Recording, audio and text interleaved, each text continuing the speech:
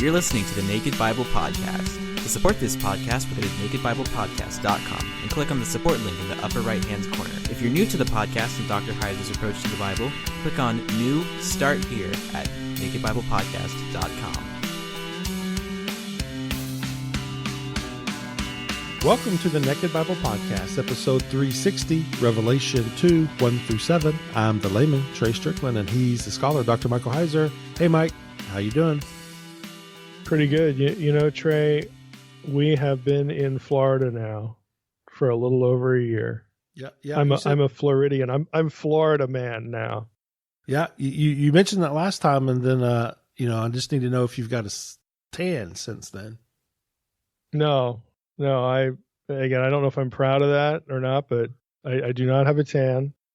That might change next year. You know, the place we got did not have a pool. And that was sort of by design. There were things that we needed to work on and fix up. So it's taken 6 months, but we now have a small pool in the backyard. Of course, it's too cold to use it, but that's just how things worked out. It just took overly long to do this. And sure enough, one of my only fear with the pool is Maury, because I don't think for a minute that Maury can swim. Yes, I know dogs are supposed to be able to swim by nature. You have not met Maury. Okay. So sure enough, I got a text this week from Drina, and she says, guess what? I opened the door and Maury charged out and went right into the pool. she had to jump in after him. With the water? With the water, it's just I'm glad the water was in it, or else he could have broken a leg or something. It's only like 5-6 feet deep. It's a small pool, but he went right in the water, and she said he just sank like a rock. She goes, but like I'm getting the narration here, oh, he's starting to come up to the top, but she jumped in and got him, and he was fine. But we've now decided that we cannot just let Maury out to do his thing without being on a leash until we arm him properly, until we clothe him properly. So I bought a dog floaty this week. It has not gotten to the house yet, but I can't wait. I can't wait to put it on him, because then he can run around, and if he just happens to charge into the pool, he'll be okay. That's funny. He'll bob right to the top. Well, what if he goes in I got down? one for Norman too. Norman, I wasn't. She didn't say whether he went upside down or not. He just sank. Yeah, well, if you put the floaty on, what if he floats to the top? We'll find out. Yeah. Yeah. Well, it shouldn't. If the things, it's a dog life jacket, so it's not just like a Walmart floaty, but it's supposed to be a life jacket for dogs. Okay. So we got him one of those, and it should be here today or tomorrow. And I also got Norman. I know can swim. Okay, he'll love it. So we got his with a little shark fin on it. He'll just be trucking around. But Maury, that's a hazard. Well, was Maury able to swim at all? Was he at least not according to Drina? So what we're gonna do is, when it gets warmer, we're not gonna dip him when it's cold, but we'll put this thing on. I'll put it on him just in case he jumps in again. Okay. We'll do that right away. But like in the summer, we'll put him in just to see if he can kind of do it, like the motion, But even if he can, he's going to need the flotation. So yeah, there we go. That's Maury's big adventure. Are you sure you didn't get that pool just for the dogs, or did you get it for y'all too? Are you going to use this pool? I did. I can't imagine you out there. That was my motivation. We had a pool when I was growing up, and I never went in it because I don't really swim. I could probably tread water for a few hours, to save myself, but I'm not a swimmer, so I never went in the thing. And I'm not planning to go in this one unless it's to have fun with Maury or the dogs, But everybody else, they're more into it than I am. So all I want to see is pugs in the pool. Then I'm happy. Yeah. That it was worth the investment. Yeah, there you go. That's a good visual. That raises property value. So it was easy to talk me into it. Okay, pug in the pool, value of the property. I don't really have to use it. If I got those two things, it'll be good. Well, that's a sweet image, pugs in the pool, as we go through the book of Revelation here. So It's kind of apocalyptic. Is that your point? no, it's pretty cute. So it's the opposite of apocalyptic. Right. So, Something to balance all the disaster stuff in Revelation. Okay. Right. Absolutely. Well, okay. Yeah. If you get frightened, listeners get frightened as we go through the book of Revelation, just think of pugs in a pool. So there you go. That'll calm you down. Absolutely. Yeah, well, I'm excited to get back into Revelation. We had a nice little break, and I'm ready to get back into the Bible. Yeah, me too. To be honest, I mean, I like doing interviews, but I kind of like to build a little momentum too. So I'm glad we're back, and we are jumping into Revelation 2. There's one item reader or listeners may recall. We skipped the death in Hades part of Revelation 1, and we're going to pick that up when we hit that phrase again later, which I, of course, when we were going through Revelation 1, I mentioned that, but just to mention it here again. So we're moving right into chapter 2, and we'll wait to pick up the whole death in Hades thing, which I think people are going to find real interesting. But for today, it's really the first 7 verses. I don't know. I think next time we'll probably just finish the whole chapter, but for right now, the first 7 verses, which I'm going to read, and then we'll jump into it again. Our point here is, how does the Old Testament get repurposed? How does the Old Testament contribute to what we're reading, understanding what we're reading? So this is the letter to the church in Ephesus. It's the first 7 verses, and I'm reading ESV. It says, "To the angel of the church in Ephesus write, the words of him who holds the 7 stars in his right hand, who walks among the 7 golden lampstands. I know your works, your toil, and your patient endurance, and how you cannot bear with those who are evil, but have tested those who call themselves apostles, and are not, and found them to be false. I know you are enduring patiently and bearing up for my name's sake, and you have not grown weary. But I have this against you, that you have abandoned the love you had at first. Remember, therefore, from where you have fallen, repent, and do the works you did at first. If not, I will come to you and remove your lampstand from its place, unless you repent. Yet this you have, you hate the works of the Nicolaitans, which I also hate. He who has an ear, let him hear what the Spirit says to the churches. To the one who conquers, I will grant to eat of the tree of life, which is in the paradise of God."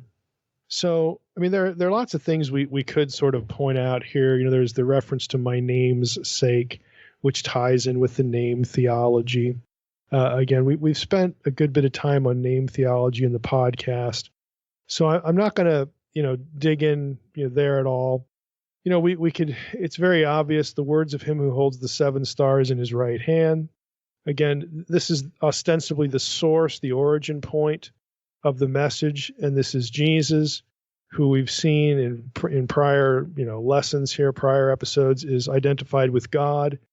And then at the very end here in verse 7, he who has an ear, let him hear what the Spirit says to the churches. So now the Spirit is the one giving the message. Well, is it the Spirit? Is it Jesus who is God, or God? And the answer is, yep. Again, this is you get another one of these indications where, this is the sort of thing where Trinitarian thought comes from, this co-identification. And again, we've spent a lot of time on that in other books and different ways. So I want to focus on some different things here that actually have some sort of specific root in the Old Testament that we haven't spent so much time with in earlier episodes or other episodes of the podcast or even my books. So before we do that, though, I think it's probably reasonable, since we've had several interviews in between here, to kind of review where we've been. To this point in the series, we've discussed Revelation 1 except for verse 18. That's the keys of death and Hades reference, and we'll get to that later when we get into chapter 3. We've looked at 7 spirits or stars or angels identified with 7 churches. This is all Revelation 1.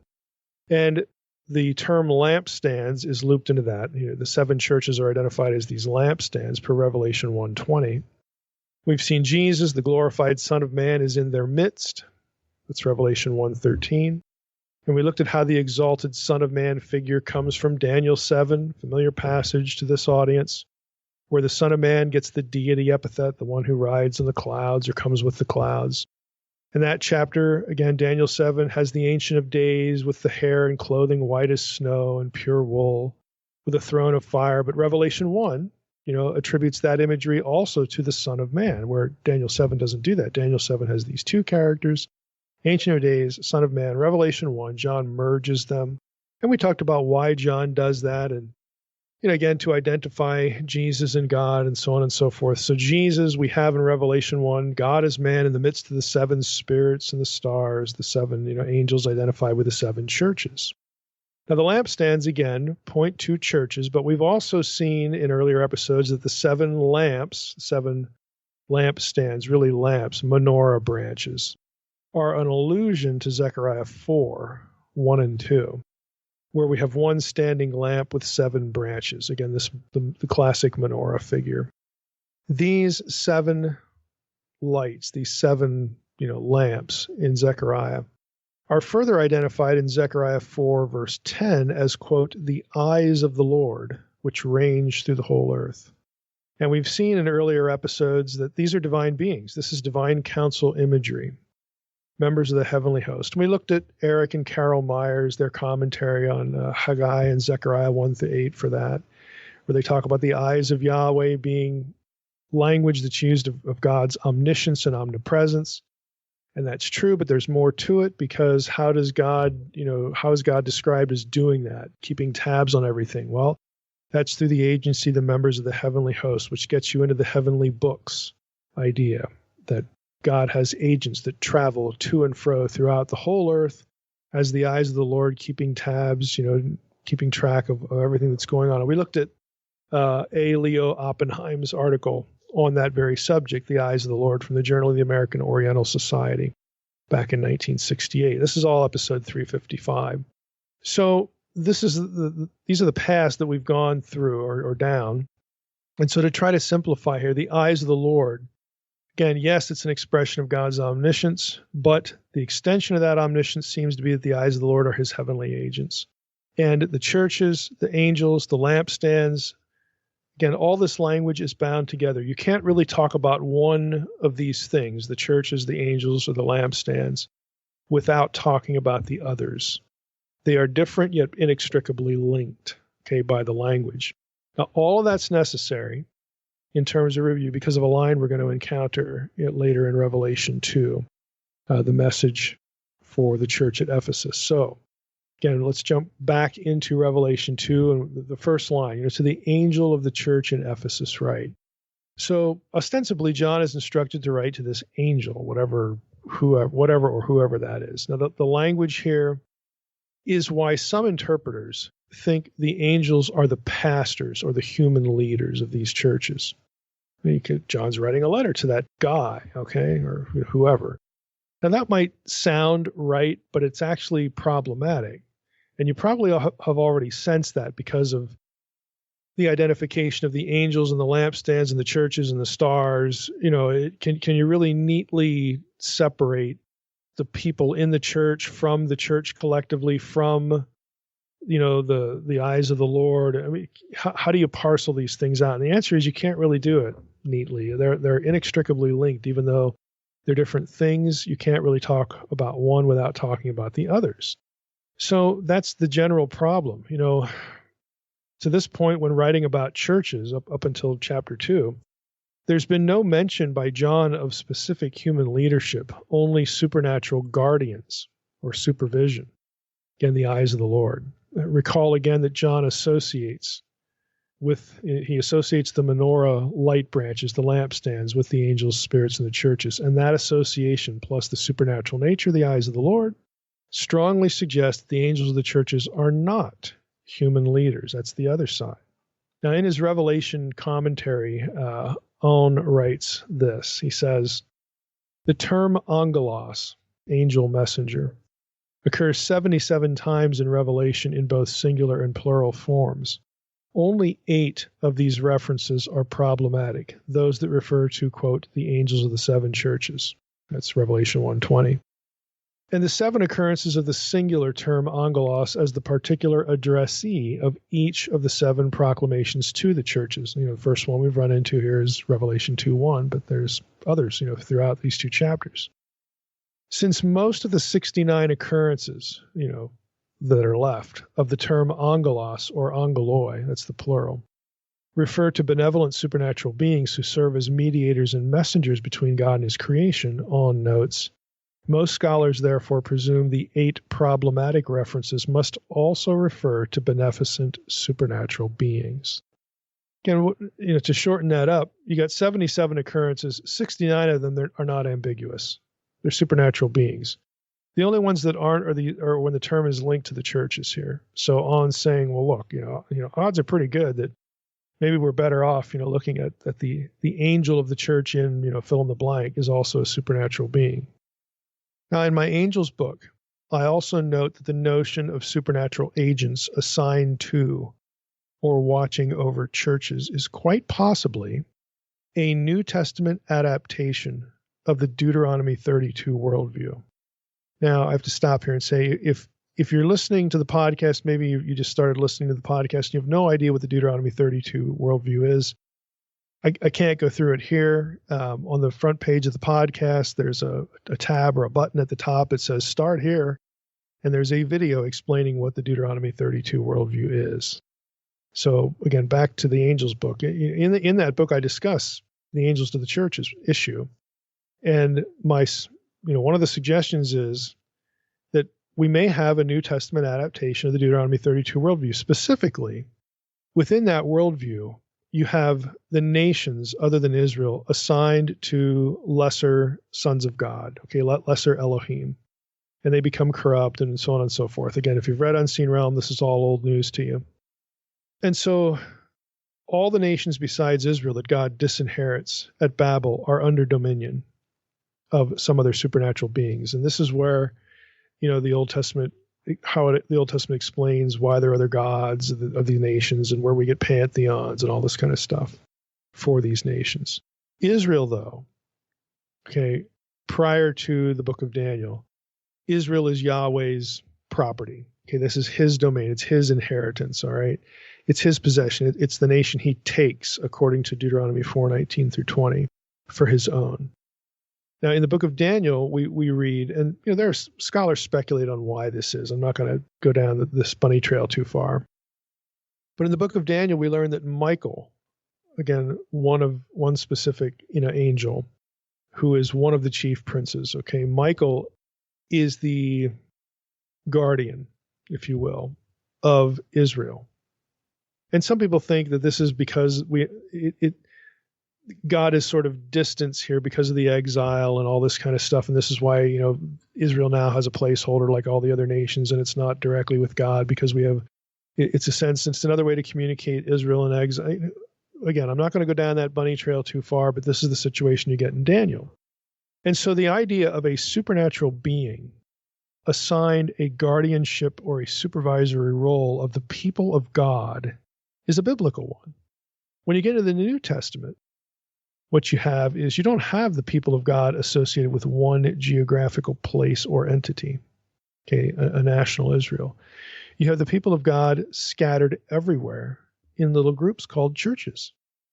And so the notion that you would have a church playing some sort of guardianship role or, again, supervisory role, it very well could be a New Testament adaptation of the Deuteronomy 32 worldview. And I think in this case, because elsewhere angel is clearly a supernatural being, and also because the angels of the churches are tied in with the lampstand imagery, which are the eyes of the Lord, which are clearly supernatural beings, I think this is probably the best way to go. So that I'm sort of fronting where I'm going to go with all this, so that you kind of are able to track with me early on.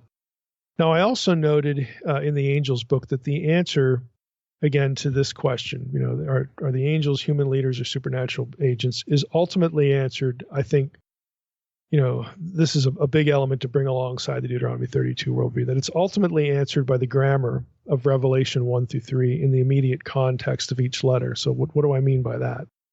Well, let's use Revelation 2 and Ephesus as an example. This will be a little more detailed than what you might find in the angel's book. So again, just heads up. So we have here Revelation 2:1. To the angel of the church in Ephesus write, the words of him who holds the 7 stars in his hand, who walks among the 7 golden lampstands. Now, if you notice, the angel is addressed. The Lord tells John to tell the angel, whoever or whatever that is, that the message is coming from God, or Jesus, the one with the stars in his hand, who walks among the 7 golden lampstands. Again, this is divine council, heavenly throne room imagery. None of that means anything to a human leader. Okay, if a human leader is being addressed, it makes less sense to sort of loop the human into that picture or that imagery, or remind them of that imagery, as opposed to if we have a supernatural being that this is the headquarters place, okay? This is where you were tasked. If the addressee is an angel, in other words, one of these lampstands, there's 7 lampstands, remember? The 7 churches. Ephesus is the first one. So Jesus walks among these lampstands, who again are the eyes of the Lord, which is, again, divine council members and so on and so forth. It just doesn't seem to fit a human being. But if this is a supernatural being, all the imagery makes sense. The language makes sense. If the addressee is an angel, one of the 7 lampstands, or one of the stars that are with the lampstands, so on and so forth, that would be in concert with the Zechariah material, okay, Zechariah 4. I would also say we don't have to think of the semantic of the phrase "to the angel," right, to the angel, as speaking of a literal recipient. It's not like John's writing a letter and he's going to go hand it to an angel. Okay, that's an over-literalism that doesn't make any sense on one hand and isn't necessary on the other. You could read the phrase as this. You could read it this way. The Lord tells John to write concerning the angel of the church in Ephesus, or in regard to, or with respect to the angel of the church in Ephesus. Okay, those are semantic options that don't require John literally handing off a letter to a supernatural being. Okay? The wording loops in the angel, though, with what follows. And I think that's important. And what follows are comments about the state of the church in Ephesus, the group of human believers that the angel is overseeing, or at least watching, keeping tabs on. So verse 2, I know your works, your toil, and your patient endurance, and how you cannot bear with those who are evil, but have tested those who call themselves apostles and are not, and found them to be false. I know you are enduring patiently and bearing up for my name's sake, and you have not grown weary. Now, all of these things are what you'd expect Jesus to say to human believers who are struggling to remain loyal to Jesus. The pronouns used here, your works, your toil, your patient endurance, and then verbs, you have tested, you are enduring, all this stuff. They're all grammatically singular.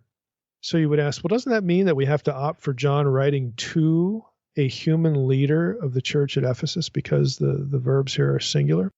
The answer is no. Singular Greek grammatical forms are used of collective entities, in this case, churches. I'm suggesting here that the Lord instructs John to write things in his book in regard to the believing community, which is overseen by a supernatural agent, akin to the Deuteronomy 32 worldview, where Michael was God's agent in spiritual warfare over his people. At that time, it was one community called Israel. Now it's churches. So you see, if you look at it that way, it blends the supernatural aspect, okay, a supernatural being overseeing this congregation, and it also loops in the church collectively. And by the way, it doesn't make it really any sense to have one individual, one leader, one pastor as the subject of your works, your toil, your patient endurance. It's not just one guy that's being commended. It's a whole church. It's a collective entity. And likewise, when churches get blamed for things, it's not just one person. It's them collectively. So how do we merge the collective sense, this evaluation? Because all these letters are going to be evaluatory of these churches.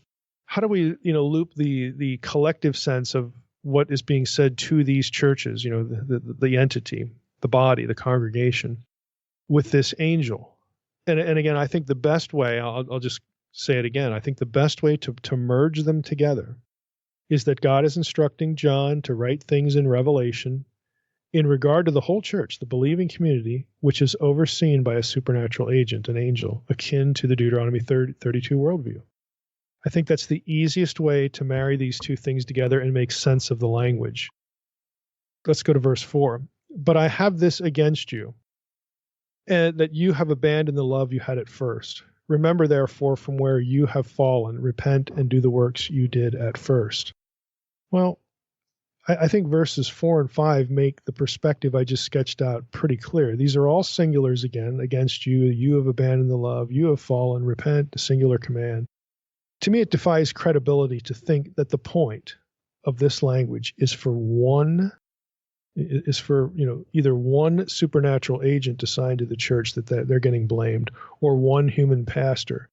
Rather, it's one group that is getting evaluated here, the church, which is at Ephesus. Okay, I think Revelation 2 begins very clearly. I mean, who does it say that the letter is actually and ultimately to? It's to the angel of the church in Ephesus, right? Okay, so we've got the angel, the supernatural guardian, and the church collectively. So how do we marry those two things together? To me, it just makes little sense to say that one human being is being isolated out as the recipient of this letter and getting the credit or the blame. And it just doesn't make very, very good sense for me. To me, on the other hand, it makes good sense for the singulars to be pointing to the body of believers at Ephesus, the whole church, that they need to, here's what you're doing well, here's what you're not doing well. Now we get to this line. Okay, he says, repent, do the works you did at first. If not, I will come to you and remove your lampstand from its place, unless you repent. So what is the threat? There's a twofold aspect to this. Since the lampstand and its star, or its angel, are inextricably linked, again, because of the lampstand imagery in Revelation applying to the church, but in the Old Testament being used of supernatural beings. Again, these things are merged. You have to look at this in two ways. There's a twofold aspect to this. The lampstand, the star are linked. Okay, the church and its angel are inextricably linked. The church and its supernatural guardian, you can't really distinguish them neatly and separate them. Basically, if the church at Ephesus doesn't get its act together, the Lord is going to recall its lampstand, its supernatural agent, its guardianship. That's the threat. We're going to call this guy home, which means the church's effective presence in the world. I mean, if the angel here is supposed to be a helper or a guardian or an overseer, I mean, all these things, angels do lots of things. Okay, the threat to say, well, I guess your work is done here, come on back.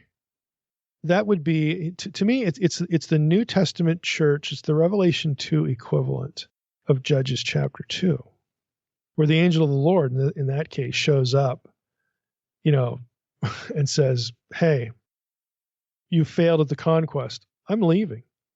You're on your own. I'm out of here. So it has that kind of a flavoring. It's a judgment. For God to remove the guardianship or the angel who is there to assist in some way or observe or whatever the angel is going to do at any given point, is to treat his people at Ephesus as though they are not his. Their job is over. It's a chastening. And by the way, the connection to Israel there should be apparent. I mean, God does do this to his people. He withdraws, his presence. I mean, the glory leaves Israel before the exile. I mean, we're familiar with these passages. And the angel of the Lord in Judges 2 says, I'm out of here. I'm no longer going to lead you. So again, mapping these ideas over to each other, the concepts are not foreign. The concepts are present in the Old Testament. The lampstand, being removed from its place. That is, this supernatural agent will cease to play a role in you people being a kingdom of priests and a priestly witness at Ephesus. I mean, because that's your job. That's your job. And if you think about, again, parallels to Israel again, here we go again. It's the Deuteronomy 32 worldview seeping into the New Testament context. Okay, when the angel of the Lord leaves, then you get the period of the judges, which is a disaster. And God, he doesn't forget them. He intervenes in a number of places, raises up judges, and so on and so forth. But the whole point is that this is going to be even more of a struggle. It's going to be even worse. Okay, so you need to, go back to, quote unquote, your first love. And I think the interpretation of that phrase derives from this discussion. The ESV has, you have abandoned the love that you had at first. Now, this first love imagery certainly has Old Testament echoes. It seems to come from passages like Jeremiah 2. Let me just read that real quickly. Jeremiah 2:2. The word of the Lord came to me saying, go and proclaim in the hearing of Jerusalem. Thus says the Lord, I remember the devotion of your youth, your love as a bride, how you followed me in the wilderness, in a land not sown. Okay, so this first love, this bride, God's bride in the Old Testament. But again, in Judges chapter 2, God, in the form of the angel, says, I'm leaving. You obviously are not, you're not showing allegiance. You're not showing loyalty to me. And again, in the conquest situation, going back to the book of Judges, and that doesn't work well. So they have ceased to, there's a question mark there about are you getting the job done or not? And in Israel's case, no, you're not. Ezekiel 16:8 is another one of these where you get this, love language, this bride language for Israel.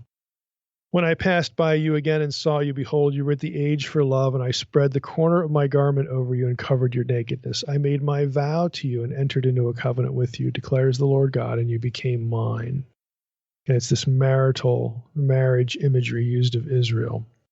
So a number of scholars think that the first love idea has some attachment to these passages. Beale, in his Revelation commentary, he writes this, and I think appropriately. He notes that the quote-unquote loss of love should not be understood as generally a lack of love for Jesus. Okay, verses 2 and 3 really defy that. Let me read verses 2 and 3. And this is how you'll often hear the passage preached, unfortunately. But verses 2 and 3 pretty much deny it. I know your works, your toil, and your patient endurance, and how you cannot bear with those who are evil. I mean, they haven't switched sides. But you have tested those who call themselves apostles and are not. Okay, they're not swayed by false teaching. You have found them to be false. I know you are enduring patiently and bearing up for my name's sake, and you have not grown weary. I mean, they're believing. They haven't buckled under the threat or the specter of unbelief. That is not what's going on here. Okay, that is not what's going on here. I think Beale is right to point this out. Again, to summarize him, he says the issue isn't that the Ephesian believers are falling away or rethinking their loyalty to Jesus. Again, I'm just summarizing Beale's thoughts. Jeremiah 2:2, Ezekiel 16:8, both have the covenant relationship between God and his bride in view. So if verses 2 and 3 have the Ephesian believers hanging on to their faith, they're not severing from it. They're not going after somebody else. They're not, committing spiritual adultery or anything like this. They're not succumbing to unbelief. So what's the problem? In what respect are they failing? And Beale, what he does is he directs people to his readers to Matthew 24:12-14. He's, given the apocalyptic context of Revelation, Beale brings this passage up. And here's what it says. And because lawlessness will be increased, the love of many will grow cold. But the one who endures to the end will be saved. And this gospel of the kingdom will be proclaimed throughout the whole world as a testimony to all nations, and then the end will come. The lawlessness referred to in that Matthew passage, again, summarizing Beale's thoughts here, is not the worldliness of believers. Okay, they haven't become worldly, they haven't given up. Rather, The context is the persecution of believers and the deception of believers with false teaching back in Matthew. It is, in a word, opposition from unbelievers. But more importantly, back in Matthew, verse 14 links the love of many tapering off. It links that idea, not with succumbing to heresy or false teaching or worldliness. I mean, they're enduring under that, just like in Revelation 2. Rather, it links the love of many tapering off to God's desire that the gospel be proclaimed throughout the whole world. That's both the reason the church is opposed, but it's also the mission. I mean, Beale suggests that the waning love of the Ephesians is not their own believing loyalty. That's secure, but their lack of witness to the people of Ephesus, to the nations. And if you look at the wording of Revelation 2:4, the antidote to abandoning the love they had at first is to, quote, do the works they did at first. And Beale comments, quote, this explains the loss of love as unfaithfulness to the covenantal task, not the covenantal theology, the belief system, who the true God is. That's not in question. It explains the loss of love as unfaithfulness to the covenantal task of enduring in preaching the gospel for a witness. So I think that to me, that makes sense. It makes sense out of the Matthew passage. It makes sense out of what the church in Ephesus is commended for, but they still lack.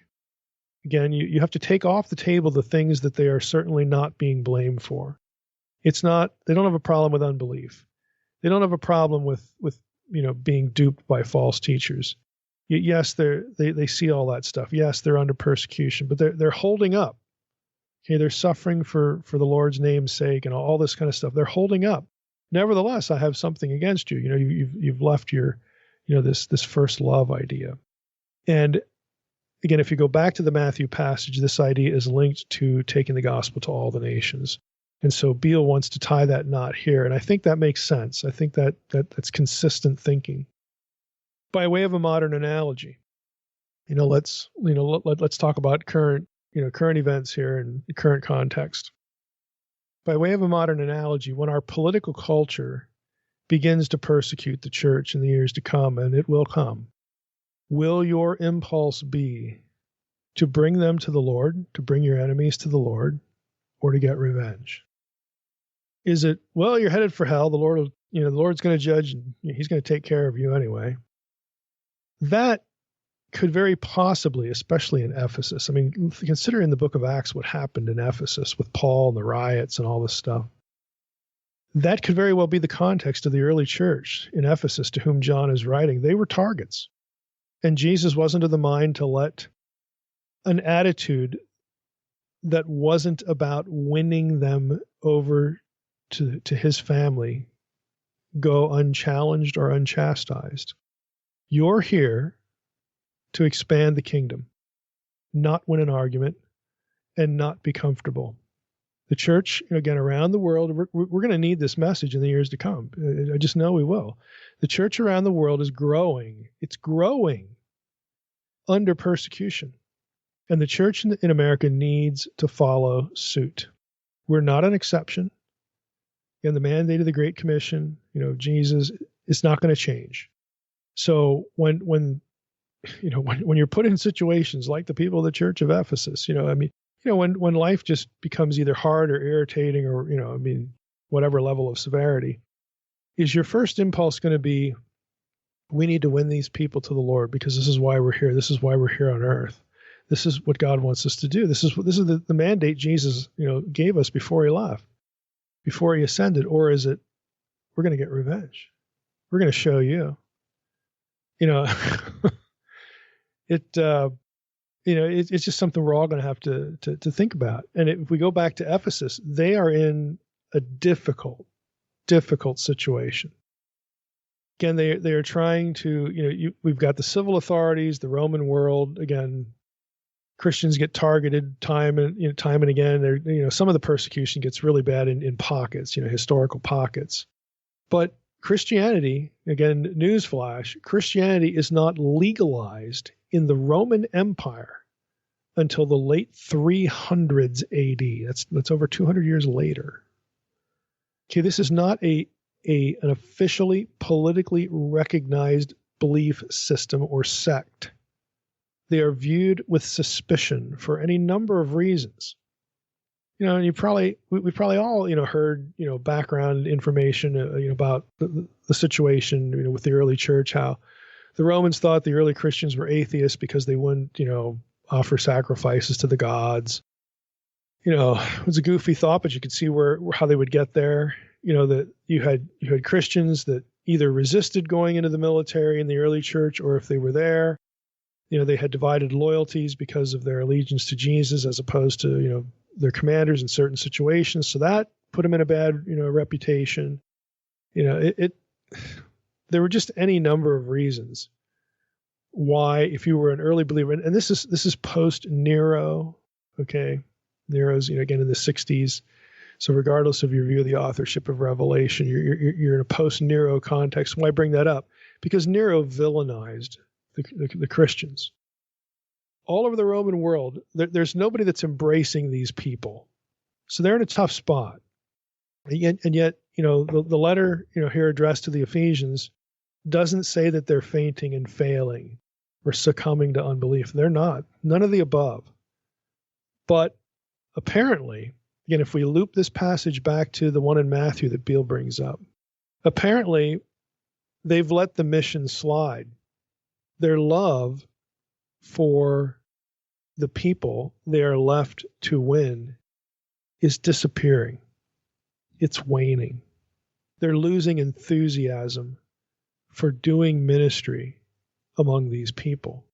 And again, before we beat them up too harshly, it was a serious thing to reveal to someone that you were a Christian and to talk about Jesus, and to, you don't, do I want to let them know that there's a church here in town?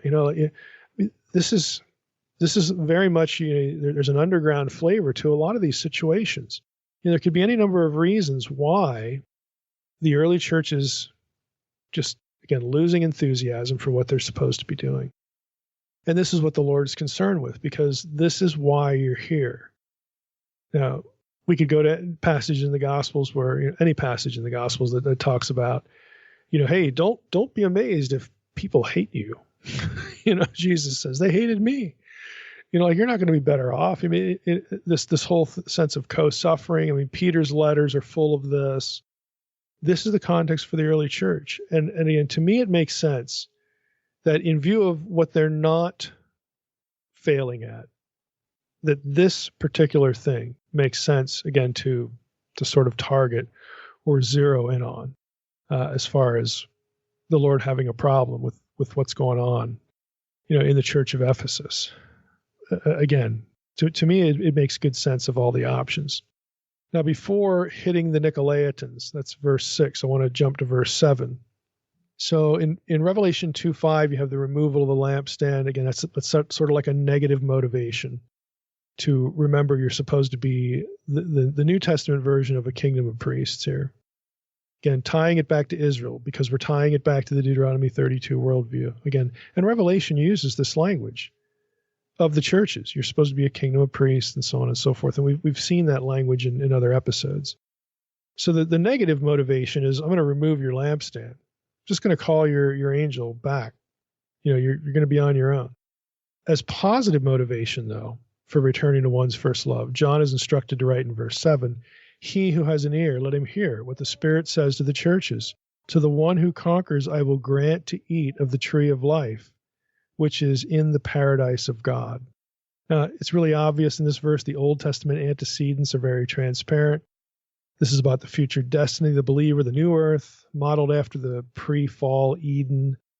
Since the Great Commission is linked by Paul in Romans 9 to the Gentiles being brought in, the people that the Ephesian Christians are supposed to be witnessing to, and that in turn is linked to the Lord's return, the awakening of Israel and the healing of the nations, and the new Eden, the warning here given to the Ephesians actually matters.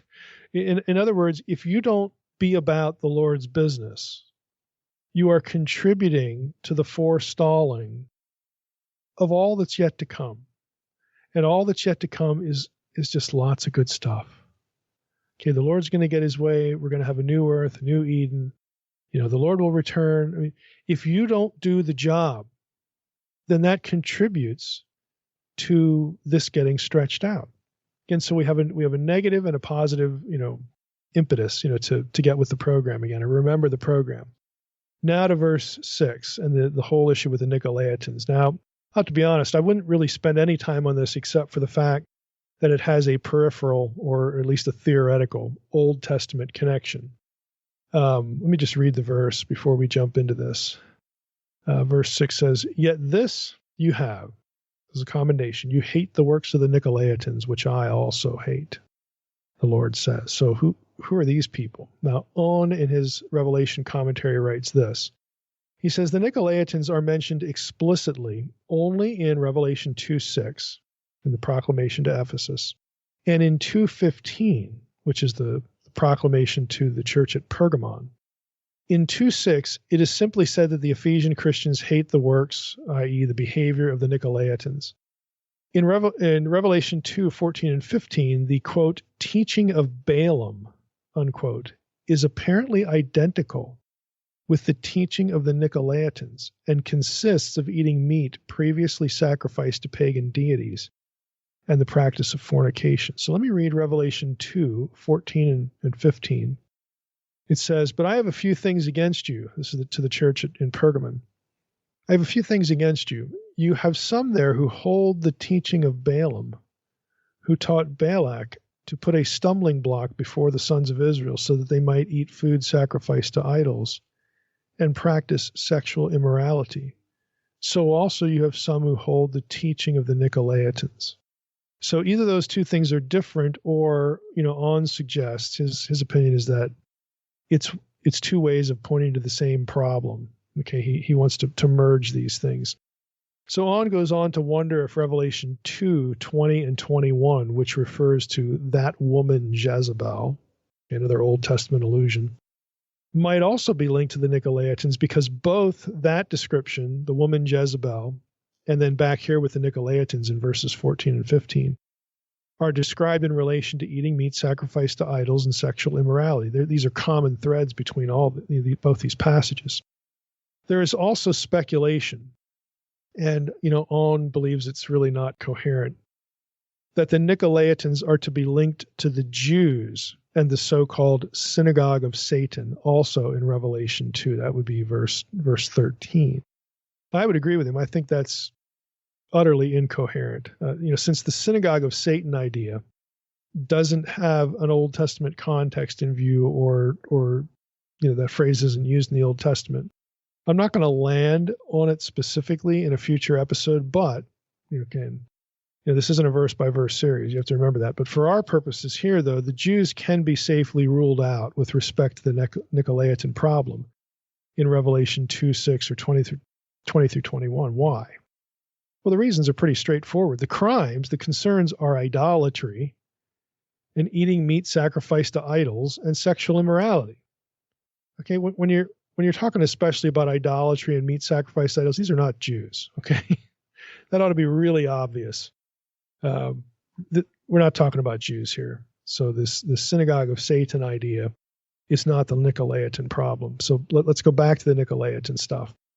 The sin of Balaam is clear enough.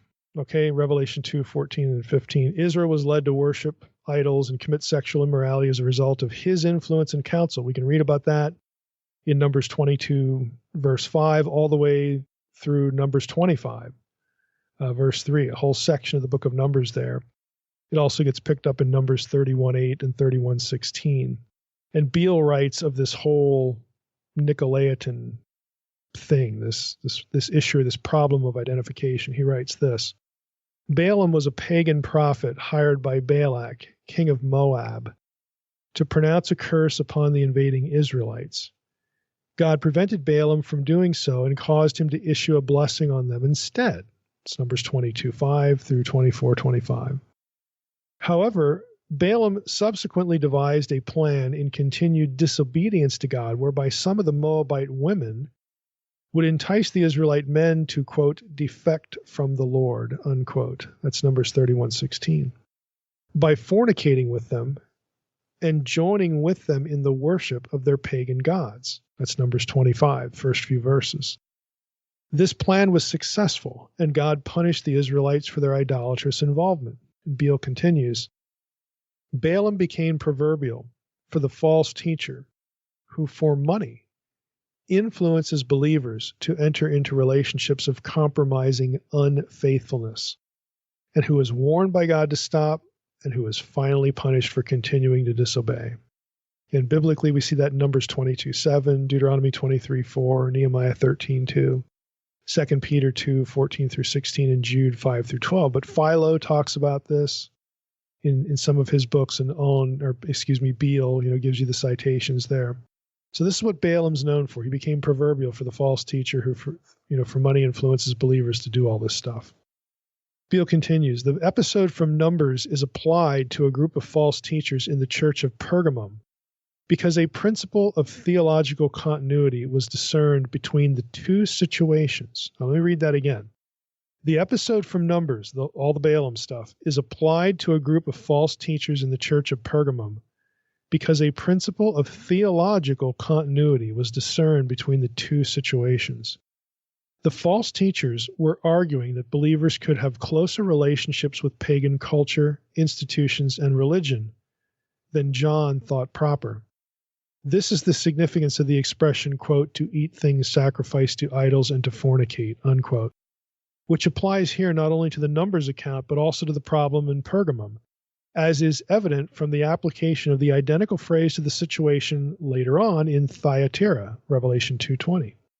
Although some contend that idolathouton can refer to meat which has been dedicated to an idol and then sold in the marketplace, look at what Paul says about that in 1 Corinthians 8, 1 Corinthians 10:23 through 30. Even though some contend that that's how we should take what's going on here. It's meat which was dedicated to an idol and then sold in the marketplace. The focus here, Beale says, is not that. It's on eating such food in the context of idolatrous worship, which was also a problem in Corinth. We learn that from 1 Corinthians 10, the first 22 verses.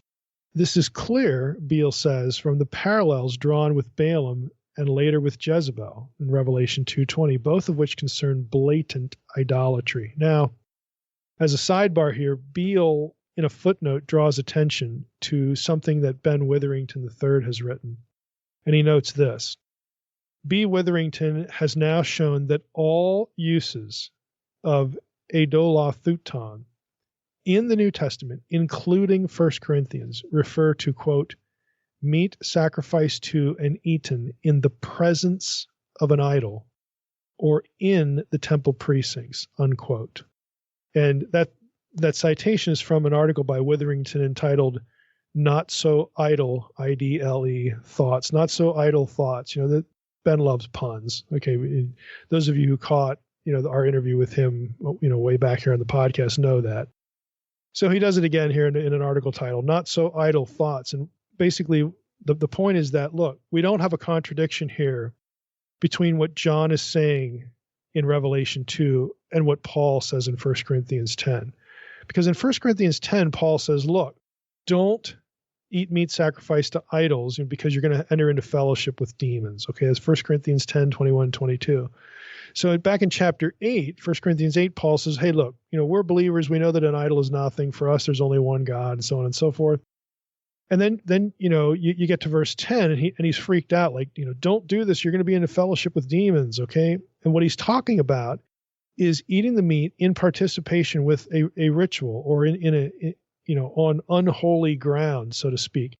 And in 1 Corinthians 10, a few verses after he warns them about fellowshipping with demons, he says, look, if the meat, if you find it at the marketplace, okay, yeah, it was sacrificed to an idol, but now, you find it at the marketplace, that's not so much of a problem. That's okay. It's permissible. Actually, he said, in 1 Corinthians 10, he's talking about issues of conscience, okay? 1 Corinthians 8 through 10. So there's a difference there. And what Beale is saying, what Witherington is saying is, look, what John is concerned with is not a contradiction of Paul's allowance to eat the meat that had been sold in the marketplace. That's not the case. The people who take that trajectory are wrong. And Beale is citing Witherington's work saying everywhere that this term is used, you can connect it to the non-sacred, the sacred space of a foreign god, again, pagan turf, so to speak, or again, some ritualistic involvement. That is the sin of Balaam. Okay, that's participation in and with idolatry. So that's what John's after. That's what Paul was after. And Paul's allowance in 1 Corinthians 10 about eating meat that was sold in the marketplace, it's not the same thing. So to mop up, does this really help us identify the Nicolaitans? What's in a name? Now, On notes that the Nicolaitans do get discussed by a number of church fathers. Most of them, if not all of those references, seem to be based on Revelation 2:6, Revelation 2:14 and 15, the verses we're talking about. But it gets combined with a specific name, Nicolaus, who was one of the 7 deacons, according to Acts 6:5, and a heavy, so the church fathers are looking at this name.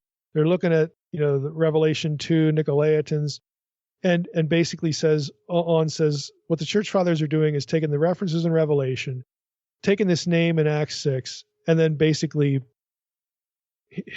I'll use his wording, using a heavy admixture of legend and imagination.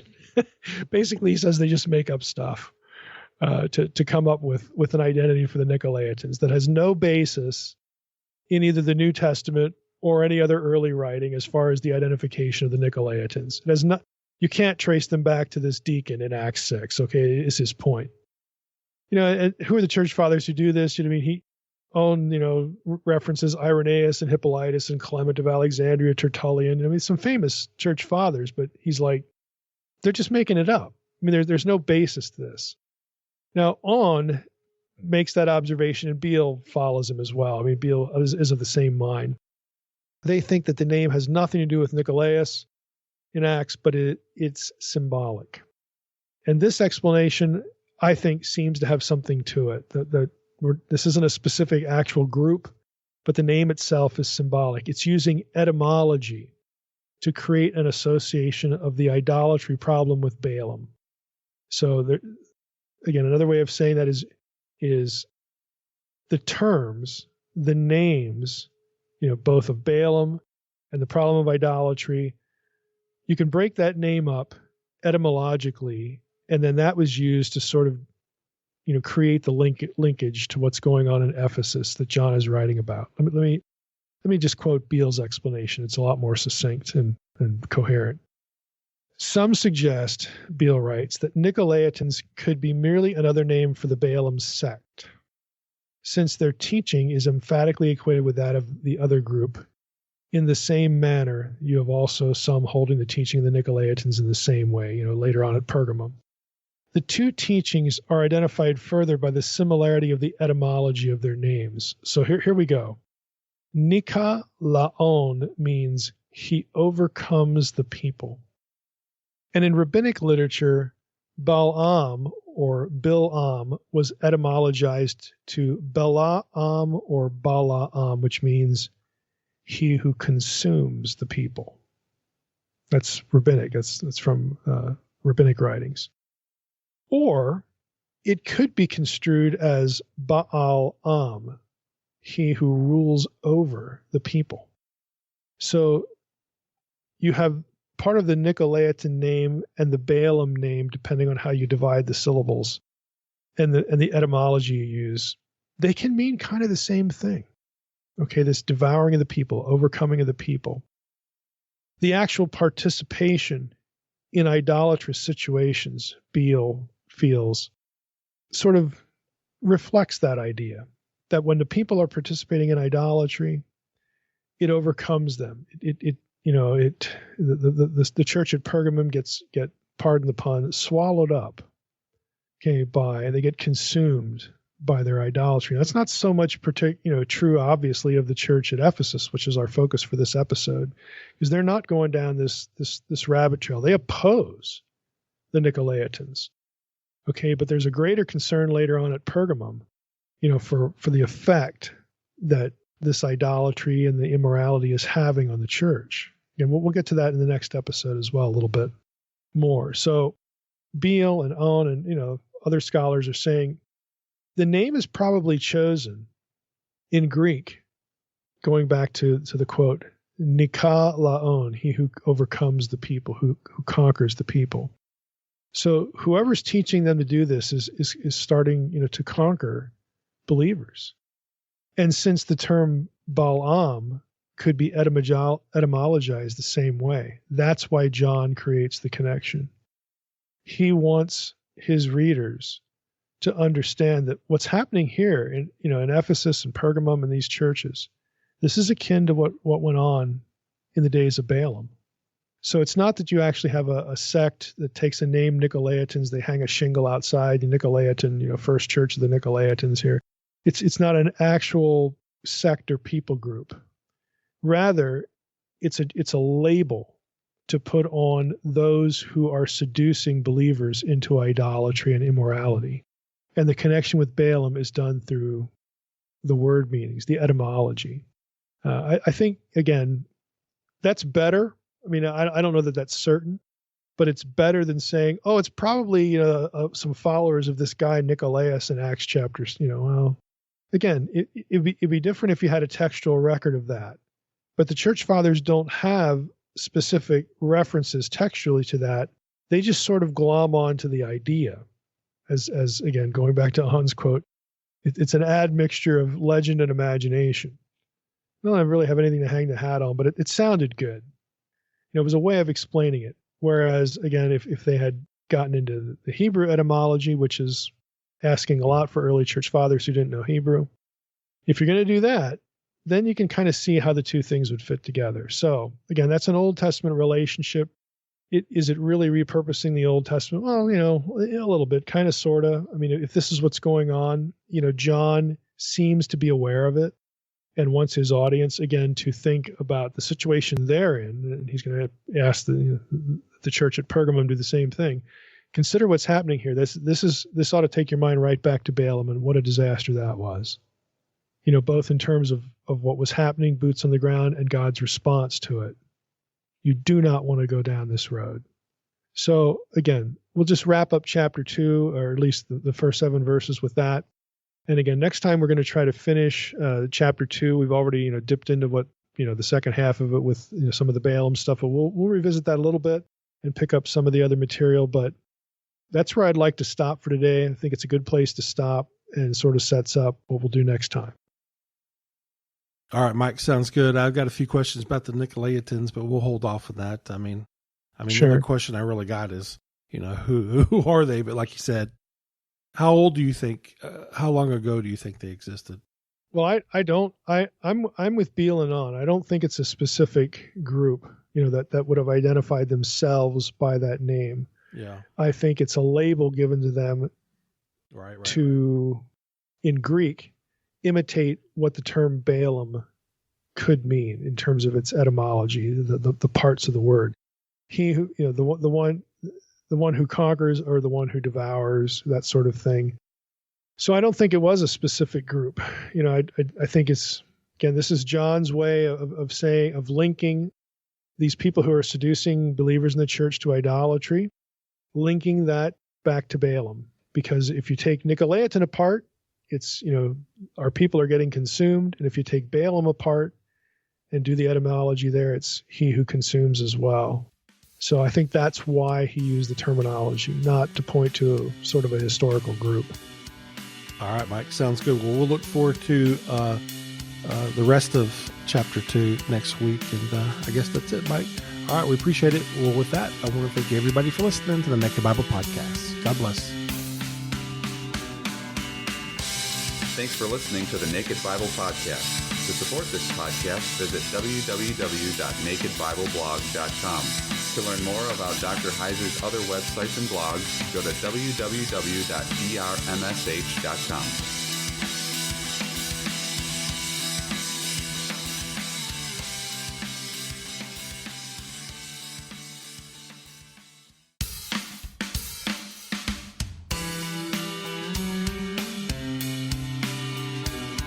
You're listening to the Naked Bible Podcast. To support this podcast, go to nakedbiblepodcast.com and click on the support link in the upper right-hand corner. If you're new to the podcast and Dr. Heiser's approach to the Bible, click on New Start Here at nakedbiblepodcast.com. Welcome to the Naked Bible Podcast, episode 361, Revelation 2, 8 through 29. I'm the layman, Trey Strickland, and he's the scholar, Dr. Michael Heiser. Hey, Mike, what's going on?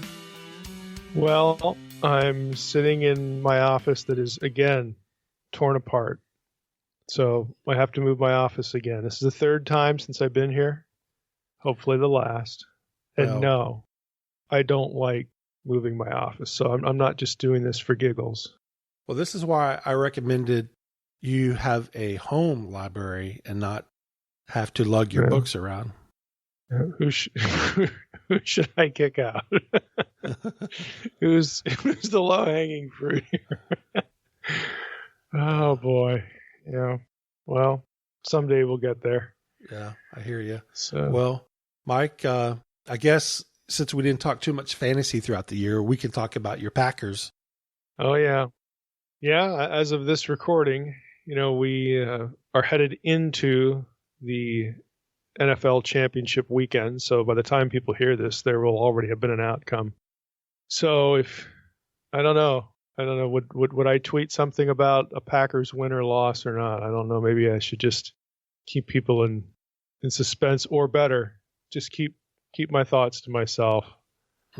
Yeah. But my Packers are.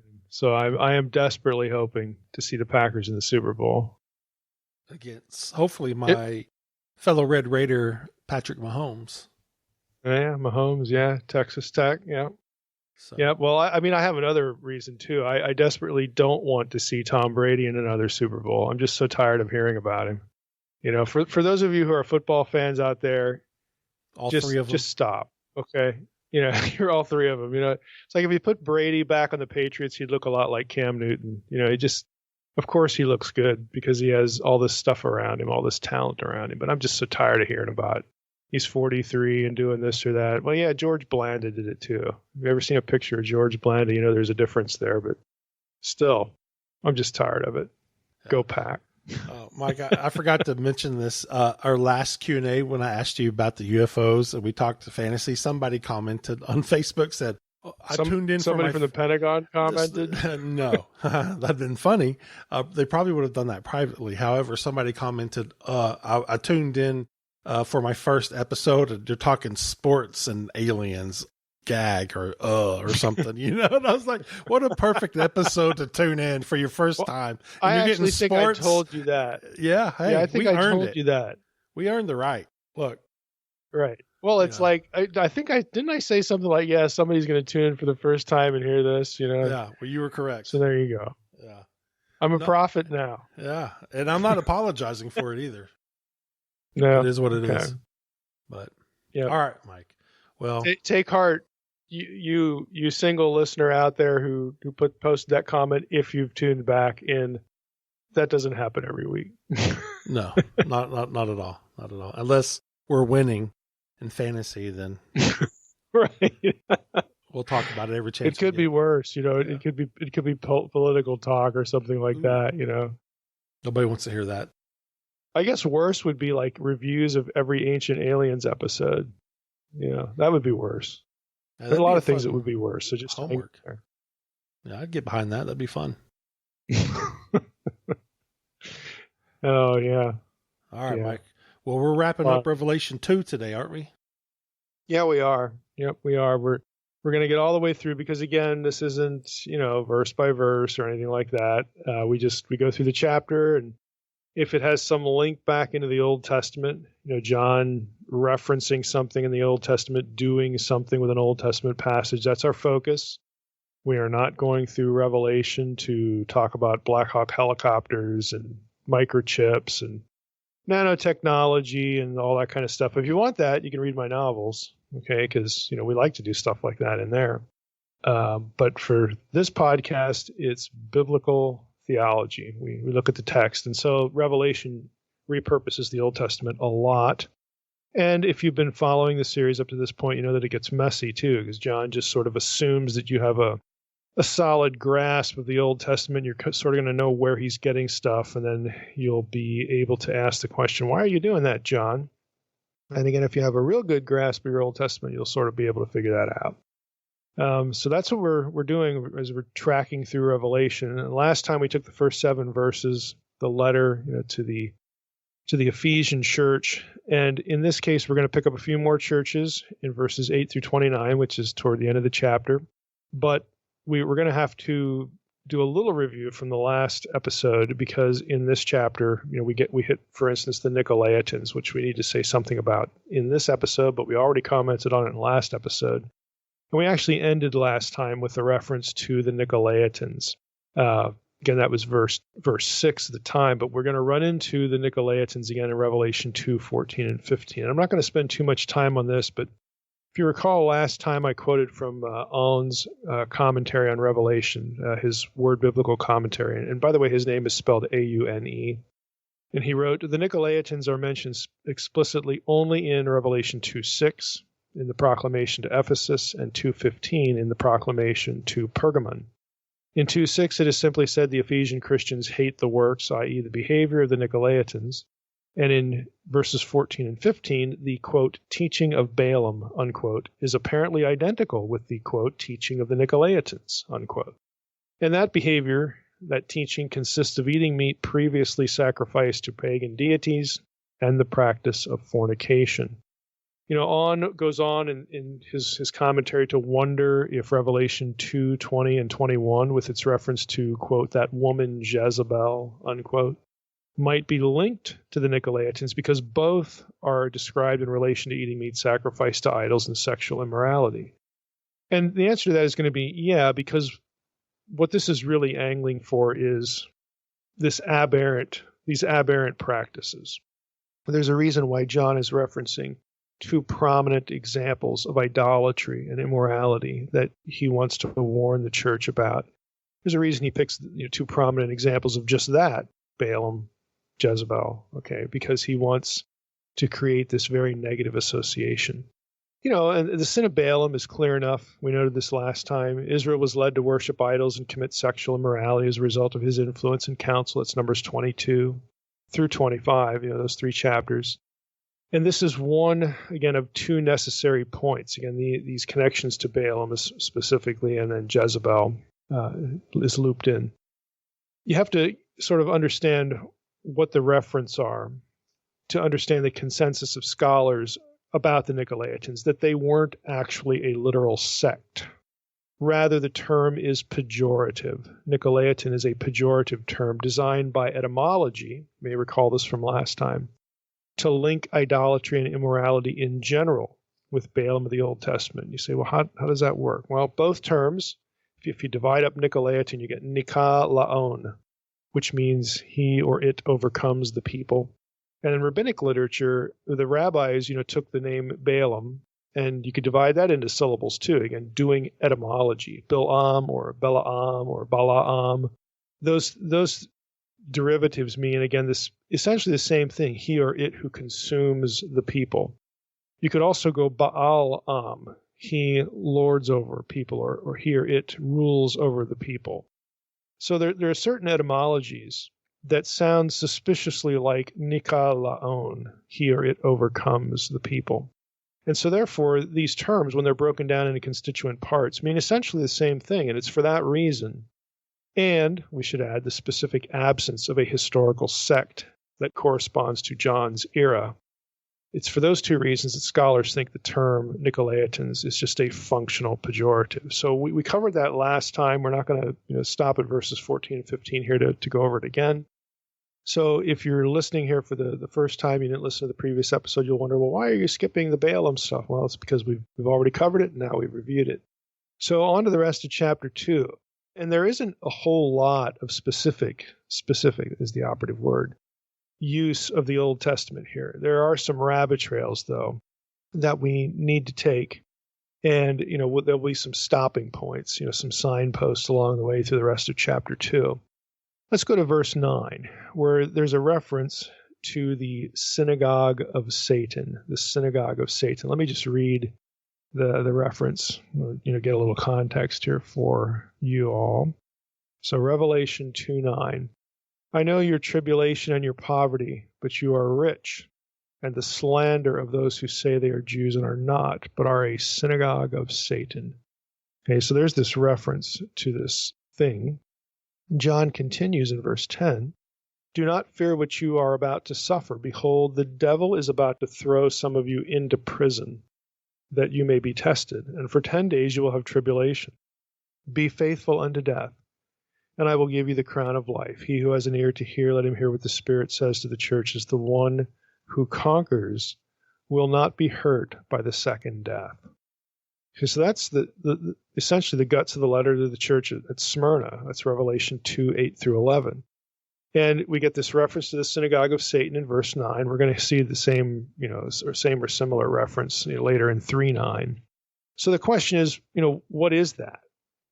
Now, some, say just because we have the word synagogue here, synagogue, that has led some to say that the phrase synagogue of Satan is inherently, again, that's a key word, inherently anti-Semitic. And that, I'm here to say, is nonsense. Okay, yes, John is angry at a very specific Jewish opposition, which leads to followers of Jesus being persecuted. Well, duh. Like, who wouldn't be angry? If you, let's say you're a bunch of Italians or Germans or Swedes or whatever, and you're betraying essentially your countrymen, of course you're going to be angry. You just shouldn't do that. But again, a Jew, and please recall, John is a Jew. Okay, the writer is a Jew. But a Jew being angry at a fellow Jew for persecuting fellow Jews for embracing Jesus as Messiah isn't anti-Semitism, this whole cloth kind of thing. So I would say if you think that, you need to check your definition of anti-Semitism, because anti-Semitism is focused on ethnicity. Okay, you're just that class of person. You're a Jew. Okay, you're a Jew, therefore I hate you because you're a Jew. Again, the writer's a Jew. I mean, saying that John is anti-Semitic is like being angry at a criminal who has harmed you and then being accused of being anti-human. Well, the criminals are humans, so you don't like that criminal, so you must be anti-human. It's just ridiculous. Okay, my point is that people can be angry at people for wicked things they do and not have that mean they are angry at all people in that particular villain's subculture. So John thinks they're liars and false Jews because Jews, at least according to the Torah, remember the Torah? Okay. According to the Torah, Jews were supposed to treat their brethren, their fellow Jews, with justice. Anyone who thinks clearly ought to see that out of the gate. I mean, just if you know the Torah, this is Torah. This is the law. This is how you treat your fellow countrymen. And obviously, these Jews in this context were not doing that. Now you could say, well, okay, these Christian Jews, they're violating the Torah. They're holding, beliefs that aren't correct about the Messiah. Well, sure, but why don't you just expunge them from synagogues? Like we're not welcome here anymore. Why do you have to turn them over to the Romans for execution or torture or whatever? Okay, it's violating the Torah. Okay, these are not principles of justice. It's not just designed to protect the community. It's designed to punish and kill. Okay, so that they are violating the Torah and persecuting brethren means that these offenders, are aligned with evil. And of course, John would add that they are aligned with evil because they also reject the Messiah. I mean, John obviously believes Jesus is the Messiah, so we have a problem there. But again, this is a doctrinal disagreement. And we're not dealing with a theocracy here because the Jews aren't in charge of anything. What they're doing is they're turning their fellow brethren that they have this theological disagreement over to persecution and death. And yeah, that's something to be angry at if you're John.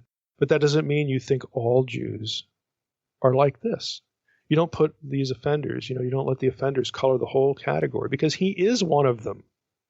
Okay, and their mission is to win them over to believing in Jesus as the Messiah. They can't just turn their back and go away because that would be disobeying their Messiah. I mean, this is part of why Jesus came. So this is an overblown but very easy to make accusation when it comes to the synagogue of Satan language. It has a context. The context is very specific. it's very understandable. So let's just sort of have a grasp on the obvious here when we look at this phrase. Now, you also have throne of Satan that's going to show up, and we need to understand the synagogue of Satan. They're of the synagogue of Satan with the throne of Satan, and the throne of Satan is not Jewish. It's not a synagogue. It is a place specifically in Pergamon or Pergamum. Okay, you see it pronounced either way and spelled either way. In verse 13, so we're going to find out that the clearest reference to that is the pagan authority. So that alone should tell you that we are not dealing with anti-Semitism. We are dealing with a subsect of the Jewish community in league with pagan ruling authorities to persecute and kill their own brethren. That's the context. So let's check our anti-Semitism definition and have it make more sense. And if you look at the context, it's very evident that this is what John is angling for. Verses 10 and 11, I'll read them again. Do not fear what you are about to suffer. He tells, the members of the church at Smyrna who are being, persecuted by the, quote, synagogue of Satan.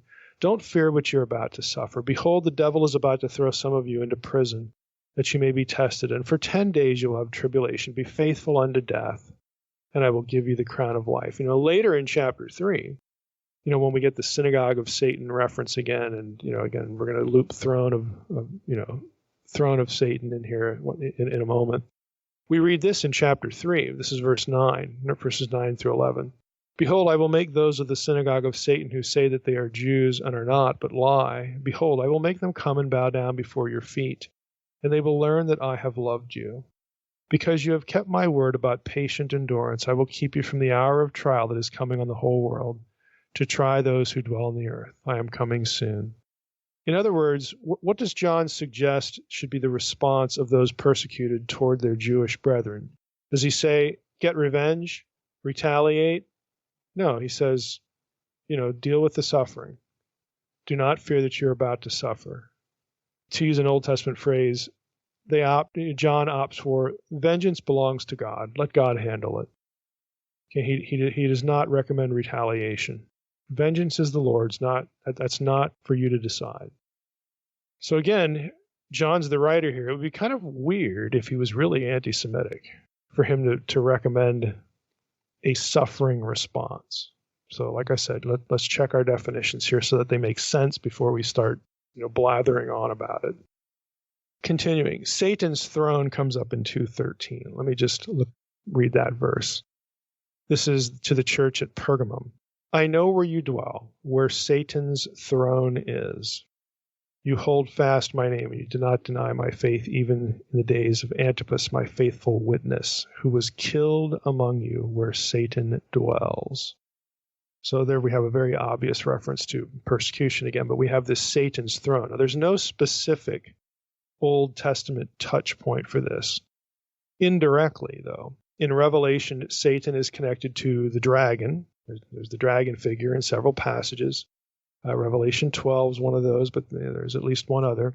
And the dragon, of course, is a clear chaos image. Now, this imagery prompts Owen to write this. This is again from his commentary.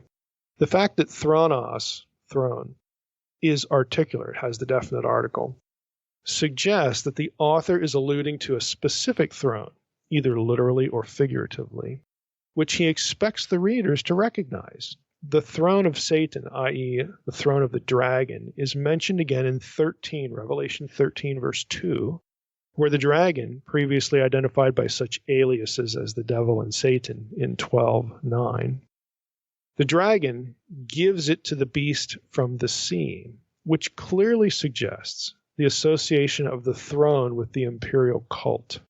The throne of the beast is again mentioned in 16:10, when the fifth bowl angel plunges his kingdom in darkness by pouring out the bowl of plagues on his throne. In neither 13:2 nor 16:10, however, is the throne localized, while in Revelation 2:13 it is placed in Pergamon. So basically, again, to decipher all that, Owen is arguing that, again, that this throne of Satan, or throne of the dragon, is connected with the beast of the sea. Again, a very obvious chaos imagery here. He's going to say, look, this is going to be associated with the kingdom, a kingdom, an authority, a power that represents chaos. And what's the term that John is going to use in Revelation for this kingdom? Babylon. Okay? So and who's the power of the day? Well, it's Rome. It's very obvious. So you're dealing with a reference, this throne of Satan, in this case in Pergamon, and then others it's not as specific. You're dealing with imperial authority. And here we go again. You have certain Jews that are turning their comrades, their brethren, even that they have this theological disagreement with. They're turning them over to the secular authorities for torture and death. Okay, this is the problem. So what about the throne of Satan, though? I'll throw this in, even though there's no clear Old Testament referent other than chaos imagery, which goes back to Babylon, which again is a term that John's going to use in the book. So it should be, put those data points together, connect those dots. It should be sort of obvious as, that this is an imperial power that is opposed to the kingdom of God. But Owen lists several options for interpreting the throne in the history of scholarship. And I thought I'd throw this in because some of you out there might find this interesting as to where, is there a place in Pergamon that we would associate with this? Like if we could go back in time and we were in Pergamon and we walk up to somebody on the street and say, hey, where's the where's the throne of the dragon? Or probably better, because that sounds pejorative to a pagan, living in Pergamon. Hey, where's the seat of authority? Where would I go? Like where all the power is held. What spot in the city would that be? So that's what Owen is trying to get at here. What you could use certain phrases, and if you were talking to a citizen, it's this place or that place. There are certain candidates, okay, as to how this question could be answered. And here's his list. I'm not going to go through all his notes here, but this comes from his commentary. Number 1, the Temple of Augustus is a candidate, perhaps originally built at the foot of the Acropolis of Pergamon by permission of Augustus in 29 BC. So this is going to be around when John is writing. The specific site, though, for us, for moderns, though, has never been located. It no longer exists. And Owen comments, this view coheres well with the view expressed in the Testament of Job. Again, this is a Second Temple Jewish text. Testament of Job 3:5 and 4:4, where a pagan temple is called Ha-Topos to Satana, the place of Satan. So that's a candidate. Temple of Augustus, place of Satan, according to the Testament of Job. Okay, let's put that on the list. That might be it. Number 2, the great altar of Zeus Soter. That's Zeus the Savior. Okay. This elaborate column structure was constructed during the reign of Eumenes II, 197 to 59 BC, to commemorate a Pergamene victory of the Gauls in 190 BC. It was decorated with elaborate bas-reliefs depicting the gigantomachy, that is the battle between the Olympian gods and the giants. And, like the Temple of Augustus in Roma, was located on the Acropolis. Reportedly, this Acropolis could be seen from all sides at a great distance. Further, the equation of the altar and the throne is an ancient one. Now, I've actually put a link here on the episode page so that you can go look at a reconstruction of the great altar of Zeus Soter with the gigantomachy, the battle between the Olympian gods and giants, the sculptures that how it would have looked, because there are pieces of this that remain. And there are actually several projects. And when I was in when I was in Vienna for an International Society of Biblical Literature meeting, boy, this was years ago, they had part of this on loan, I think, from the museum at Berlin, which is where you could go see it. And it's pretty spectacular, the recreation, but it's obviously associated with the wars between the gods and the giants. And so this becomes a candidate for Satan's throne. Again, nobody's sure, but it's kind of an interesting possibility. Third, the judge's bench or tribunal, where the proconsul sat to judge, could be referred to here as the throne of Satan.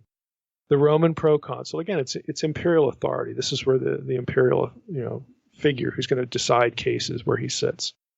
The Roman proconsul resided at Pergamon, and it was to Pergamon that Christians in the surrounding area were brought after being denounced by informers, even at a later date. Fourth, the temple of Asclepios. Asclepios was linked in special ways with the symbol of the serpent, which Christians associated with Satan.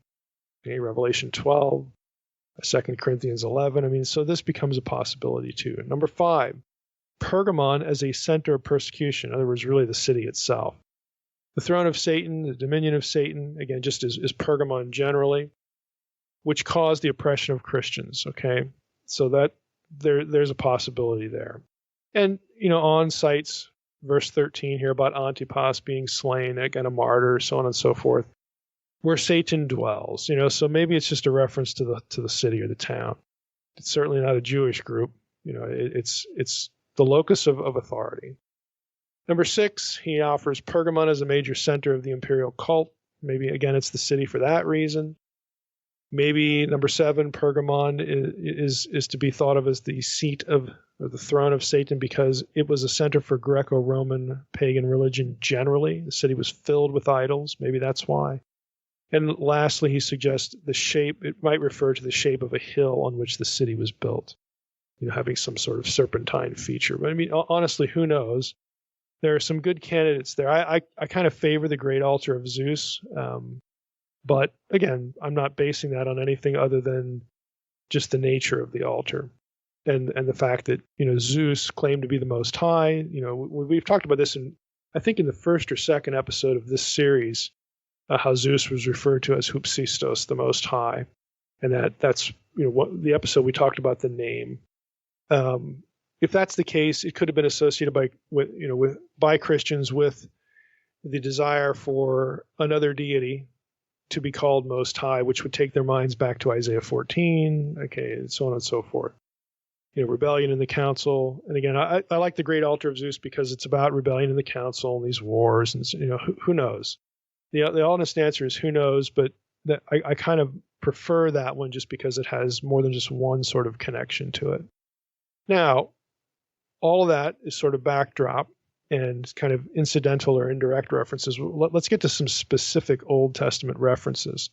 If we keep going in chapter 2, and we're still in the letter to Pergamon, we get verse 17. He who has an ear, let him hear what the Spirit says to the churches. To the one who conquers, I will give some of the hidden manna, and I will give him a white stone, with a new name written on the stone that no one knows except the one who receives it. Now, there are 3 metaphors essentially here for eternal life in Revelation 2:17, and they all have Old Testament antecedents. So let's just break verse 17 down. The first one, the hidden manna. Of course, manna was the food of angels. There's a reference to that effect in Psalm 78:25, and the Septuagint it's 77:25. Why is it called the food of angels? Well, because it's food from heaven, and heaven is where the angels are. The food, that they eat. This must be what angels eat because the food's dropping from heaven. It's Exodus 16, the story of the manna. You can also find references to manna because it's food from heaven. That this is the food that will be served at the ultimate meal with God, the marriage supper of the Lamb, which is the gathering. That the event, the gathering toward which all the previous biblical meals with God move, or that they are related to.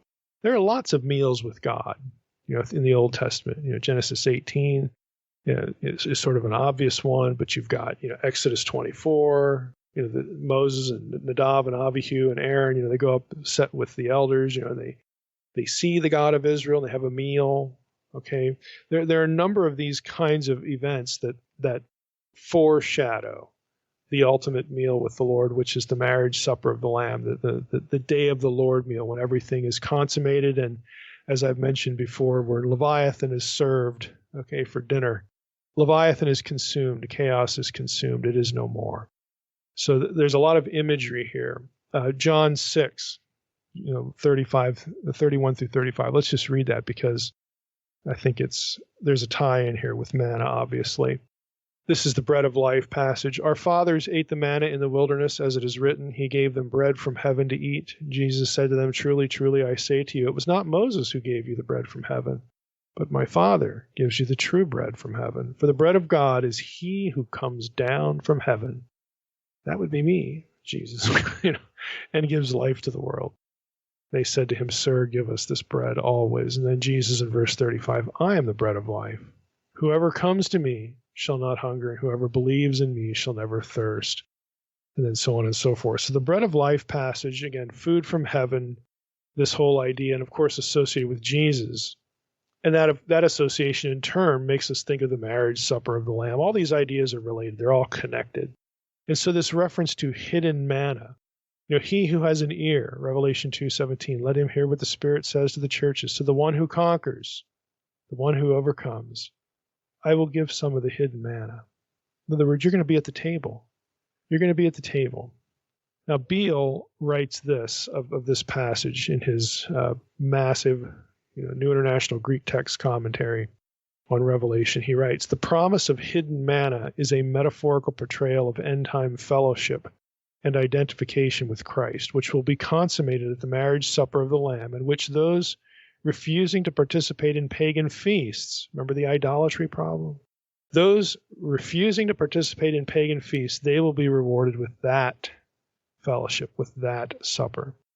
Beale continues, manna was also a portrayal of eschatological expectation in Jewish writings. Then he cites a bunch of rabbinic texts. This was a promise sometimes addressed to those not worshiping idols. Again, if you refuse what's going on with idolatry, and you'll get hidden manna. Again, this was a familiar thought. Again, in the Second Temple period, we're not going to eat the food served to idols. We're not going to participate in these rituals because we want to have a seat at the table of the Lord. Okay, the Messiah at the last day. Some have proposed, Beale continues, that the hiddenness is linked to the Jewish tradition that Jeremiah hid the manna in the ark before the temple was destroyed, and that it would be revealed again when the Messiah came.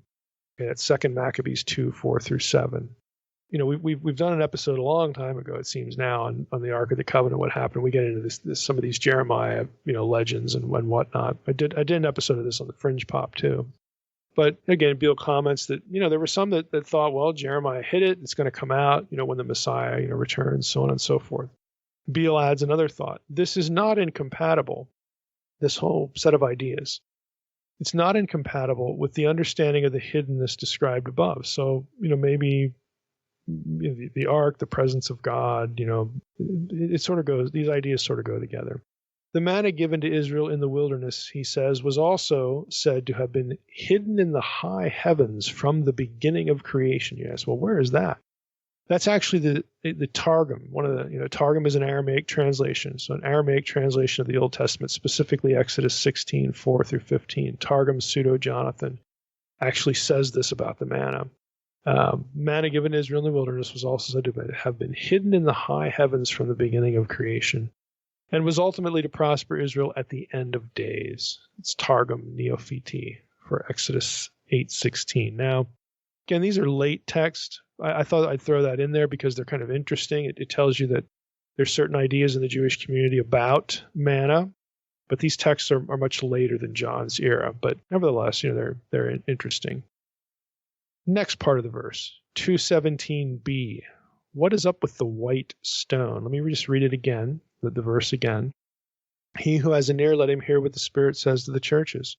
To the one who conquers, I will give some of the hidden manna, and I will give him a white stone with a new name written on the stone that no one knows except the one who receives it. Like, what's up with the white stone?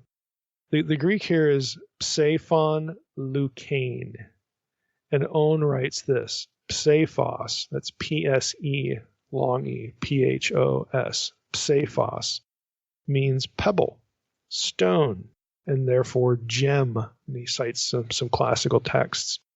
It can even be used in the more specific sense of a magical gem or a magical amulet. Most frequently, however, since psephoi were used for voting, casting votes, psephos came to mean vote. The adjective leukoi, white, is used of favorable votes. Beale. Beale has some of these same thoughts, but again, he adds a little bit of information here. He says, there may be no single background for the white stone. It could be intentionally elusive and suggest diverse but compatible historical associations. The presence of multiple backgrounds is a phenomenon we have already encountered and will meet again throughout the book. That's an understatement. I mean, John draws stuff from everywhere. Back to Beale. He says, a white stone was commonly associated with a vote of acquittal. And he cites 4th Maccabees 15:26, Acts 26:10 for casting the votes. Or it was associated with a favorable vote. Conversely, a black stone indicated guilt. So this is the way, let me just stop here. So if you had a council or a community or Sanhedrin or whatever, they're casting votes, you'd get white or black stones. White stones, you're not guilty, you're acquitted. Black stone, you're guilty. So this is a cultural thing. Back to Beale. The white stone also enforces the idea of the manna as a heavenly reward, since the Old Testament describes the heavenly manna as resembling, get this, white bdellium stones. That's Exodus 16:31 and Numbers 11:7. The Septuagint of Numbers 11:7 compares it to, quote, the appearance of rock crystal, okay, unquote. The association of white, Beale continues, with righteousness in direct connection with admission to a banquet is expressed in 19:8 and 9, where the fine linen, bright and clean. Okay, this is Revelation 19. Where the fine linen, bright and clean. These are the people invited to the marriage supper. Represents the righteous acts of the saints, which is directly followed by the reference to being invited to the marriage supper of the Lamb. Elsewhere, always in the book, white is metaphorical for righteousness. 13 times, Beale says. Whiteness probably also connotes the victory won by the person who conquers through persevering faith and righteousness. Revelation 6:2, Revelation 19:14. So, to the one who overcomes, I will give him the hidden manna and a white stone. Again, it's a vote of approval. You belong here. You're clean, you're righteous. Why? Because you're believing loyalty to the Messiah, to Jesus. So again, it has this Old Testament precedent and this wider, Second Temple Jewish, precedent of voting and acquittal and these sorts of things like this. So this is what, again, John is drawing from this. But for me personally, I think it is really interesting. The Exodus 16:31, Numbers 11:7 references about comparing manna to the appearance of rock crystal or white bdellium stones, I think is really interesting here. Last component. So you get a white stone, quote, with a new name written on the stone that no one knows except the one who receives it. So here's the basic question of this third element. Does the wording that John has here, does it point to a divine name, in other words, the name of God or Jesus, being written on the stone, or does it refer to the name of the conquering Christian to whom the stone is given? Which is it? Now, scholars have speculated that the idea might be drawn from a couple of Old Testament passages. One is Isaiah 62:2, where God is speaking of Zion, and we read this. The nations shall see your righteousness, and all the kings your glory. And you shall be called by a new name, and the mouth of the Lord will give. So there's this new name for Zion. It doesn't really answer the question, though. Is it God's name or is it the Christian's name? Another possible source is Isaiah 65:15. And again, God is speaking about the enemies of his people, and we read this. You shall leave your name to my chosen for a curse, and the Lord God will put you to death. But his servants he will call by another name. And still doesn't really answer the question, but again, there's this hint of identification, this hint of you belong to me.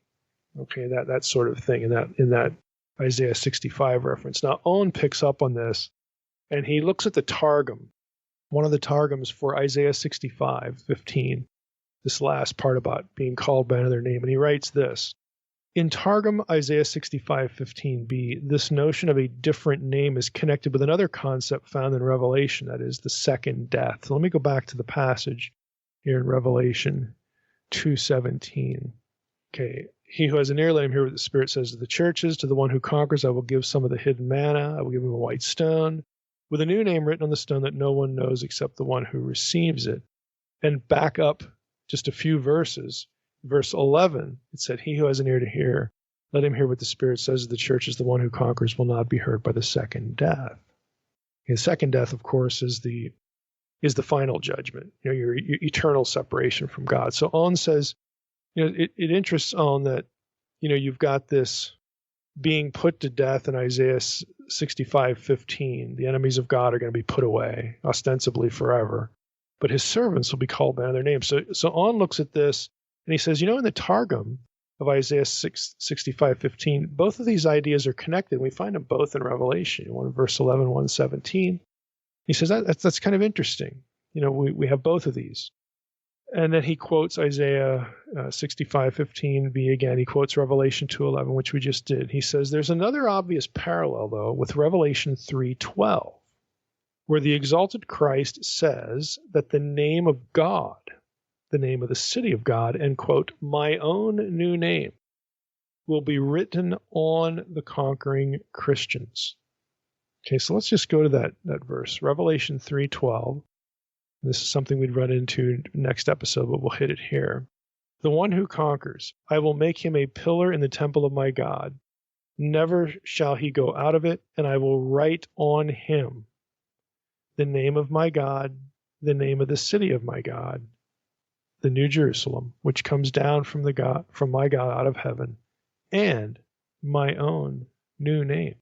He who has an ear to hear, let him hear what the Spirit says to the churches. So On saying, we probably ought to be thinking about this in Revelation 2:17 with what is said in Revelation 3:12. It might answer the question. He also references Revelation 19:12, where the exalted Christ appears under the imagery of a conquering warrior who has, quote, a name inscribed, which no one knows but he himself. Now, On relates all of this. He goes through all this, and he goes back to the stone idea and how white stones were used of magical amulets that bore the names and epithets of deities, and how divine names were used in healings and exorcisms in the early church. And so he lands, if you asked him, which is it? Is it the name of God or Jesus, or the name of the Christian on the stone? He lands on the name being the name of God or Jesus for all these reasons. I would say it probably is just simpler, just to go to Revelation 3:12. And this is what Beale does. Beale writes this of the language. The new name written on the stone confirms further the idea of an end-time supper, in which intimate fellowship occurs. Revelation 3:12 reveals that the name in 2:17 is a pregnant reference to the name of my God, the name of the city of my God, the New Jerusalem, which comes down out of heaven from my God, and that is Christ's new name, which is written on the believer. So Beale says, point blank, Revelation 3:12 is the answer to the question of Revelation 2:17, the third part, 17c. Now, again, that's a fairly clean path, just to appeal to Revelation 3:12. It makes sense. So the answer to the question would be: it's not the Christian's name that's written on the white stone. It's the name. It's the name of God. It's the name of the New Jerusalem. It's the name of Jesus. This is what's written on the stone because it's like your ticket in. Okay, it's your pass. It is. It's the thing that grants you admittance. These are symbolic. And references here too. If you are identified with God and the New Jerusalem, and of course Jesus, you're in. It goes with the end time supper. This is your admission ticket to the meal, okay, to the hidden manna, all this stuff. So I think that makes the best sense rather than the name of the Christian. And here's another reason why I like it. What do we really have here? We have name theology. We're going to see its reverse, by the way, later on when we get to the beast. How do we know those who are aligned with the beast? His name, his number is upon them, okay? This idea of the name indicating ownership, it's name theology. All the way back to, the Old Testament, And we've had Carmen Imes on the show, bearing the name, her book, her popular version of her dissertation, which was also published as a scholarly work, but bearing the name.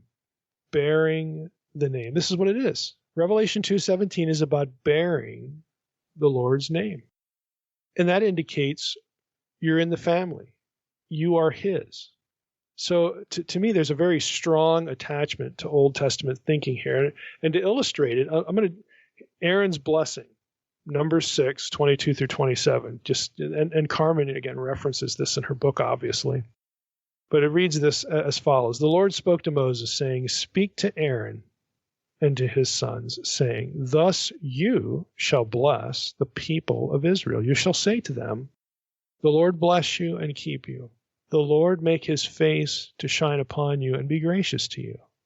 The Lord lift up his countenance upon you and give you peace. So," this is verse 27, "so shall they put my name upon the people of Israel, and I will bless them." So this was a priestly gesture to identify the people as the people of God, identify them with the Lord. They are his. They called out among all the nations. They're the subset. They're the elect. All these ideas intertwine. And to me, what we have here in Revelation 2:17, Revelation 3:12, is a New Testament application of the same idea. And again, we're going to get its reverse later on. To not have the name of Jesus on you, but the name of the beast, it couldn't be any clearer. Again, these are symbolic, metaphorical ideas. It's not like when you die and you get to heaven, somebody walks up to you, an angel walks up to you with a stamp, ka-chunk, there's the 4 consonants, on your forehead. That isn't the idea. The idea is ownership. The Lord knows those who are his, who are aligned with him. They bear his name. They represent him. They are his imagers. And it's the same thing on the other side. To refuse, to reject the gospel, according to the book of Revelation, is to align yourself to be an imager of the beast, the dragon, Satan, all this stuff, okay, that goes with the other side. So it goes back to the priestly blessing. It goes back to the name. You think of unseen realm here. I spent 3 chapters here, talking about the name theology. The name is another way to refer to God himself. The name of the Lord appears, visually in certain contexts. It's God embodied in human form. All these ideas, again, wind up funneling into Jesus, and here we get them applied to believers. Now, again, if you go to, keep going in chapter 2, to be honest with you, I cover all of this stuff in Unseen Realm. But if we continue on in Revelation 2, here's what we read.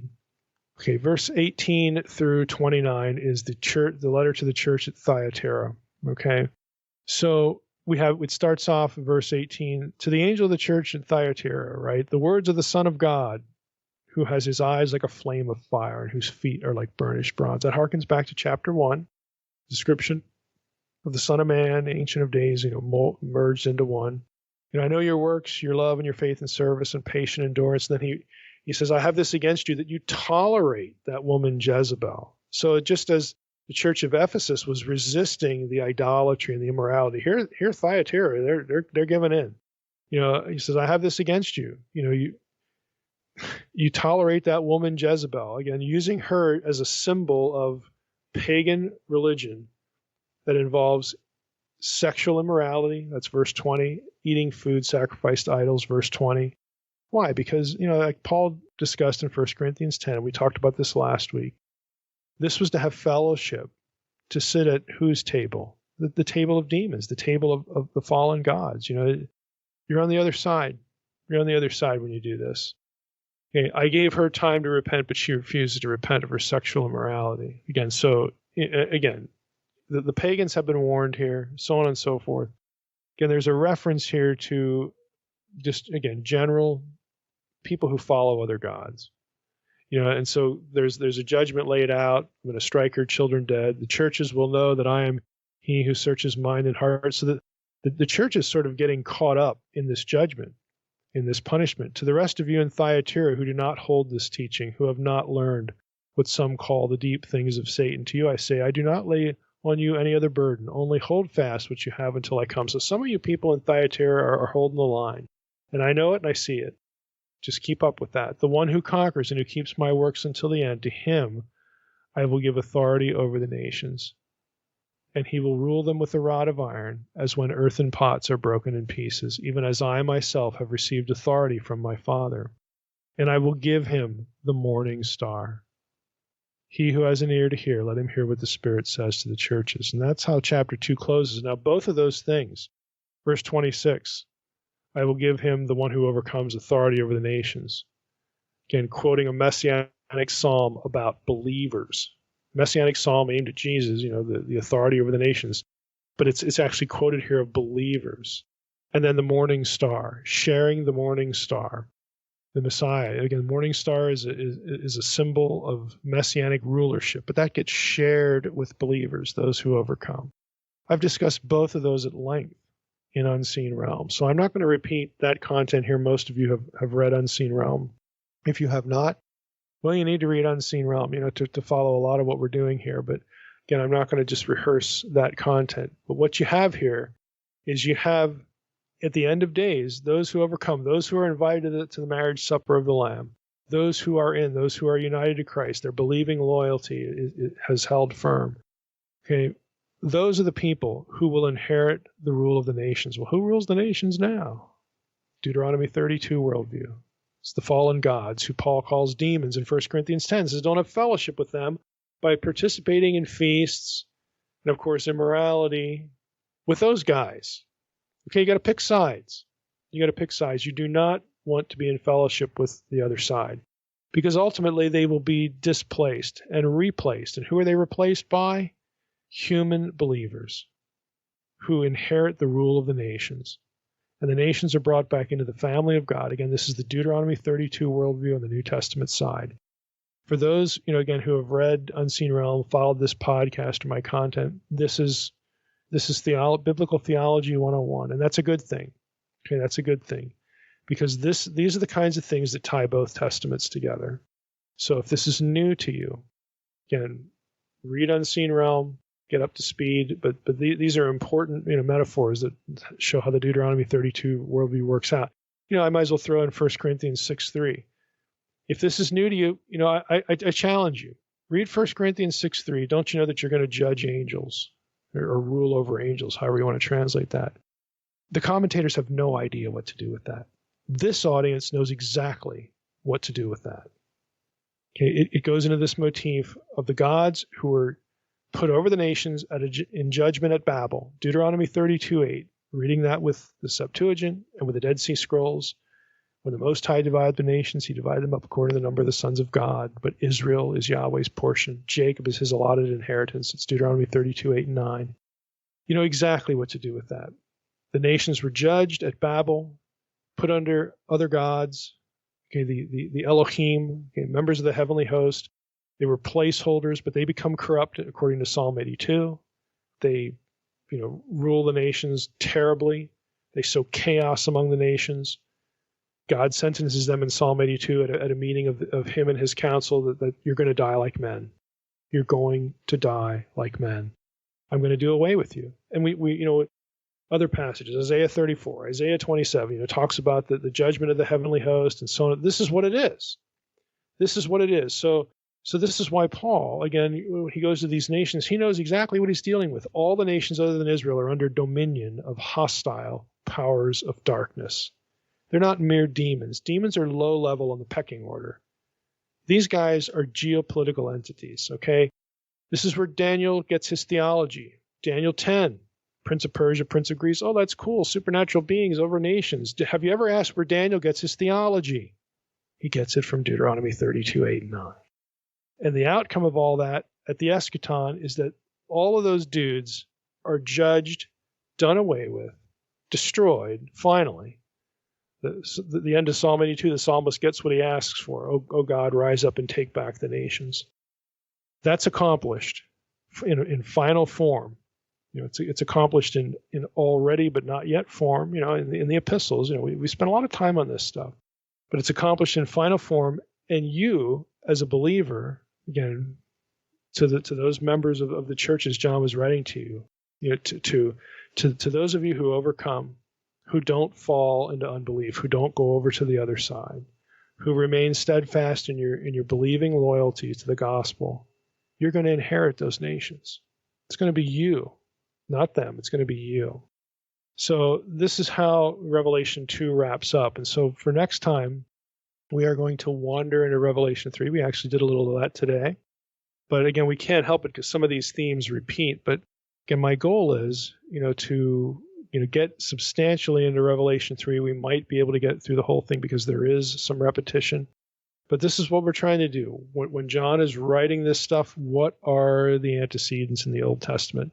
What is he doing theologically? How is he tying data points together to teach believers something, to warn them, and also to remind them, this world is not your home. This is what awaits you. Remain faithful, because if you don't, you're going to be destroyed with them, with the other side. It's for all the marbles. This is why you remain steadfast. You remain loyal to the gospel. You don't switch belief, your belief system, your belief commitment to anything else, especially, idolatry, worship of other gods. It is the foundational, fundamental thing that you don't do. Okay, you couldn't get any more clear in the Old Testament. Idolatry is the thing that separates you from God, and resistance to it, your loyalty to the true God, is the thing that makes you part of His family. It's point blank. It's fundamental. It's obvious when you think about it. And this is where John is going. And he wants them to come out on the right side. All right, Mike. If anything, I'm learning how to pronounce some of these words like Thyatira. Is it Thyatira? Which one is it? I prefer Thyatira. I mean, you'll hear it pronounced both ways, all but right. It's not like it matters a whole lot. Still, I'd rather hear a professional pronounce it than me spitballing it. So we should go out and hire a professional. All right. And also, it's time to read Unseen Realm again, Mike. I think everybody needs to start the year every year and just reread it to get your bearings. Yeah, well, this is why, on the front page of the podcast, That's right. Are you new? Start here. That's right up at the top. You get those couple of videos, and that gives it to you in a nutshell. So that's good, but you're right. It's not a substitute for the book, but it at least gets your feet wet. Well, with that, we'll be looking forward to chapter 3 next week. And I want to thank everybody for listening to the Naked Bible Podcast. God bless. Thanks for listening to the Naked Bible Podcast. To support this podcast, visit www.nakedbibleblog.com. To learn more about Dr. Heiser's other websites and blogs, go to www.drmsh.com.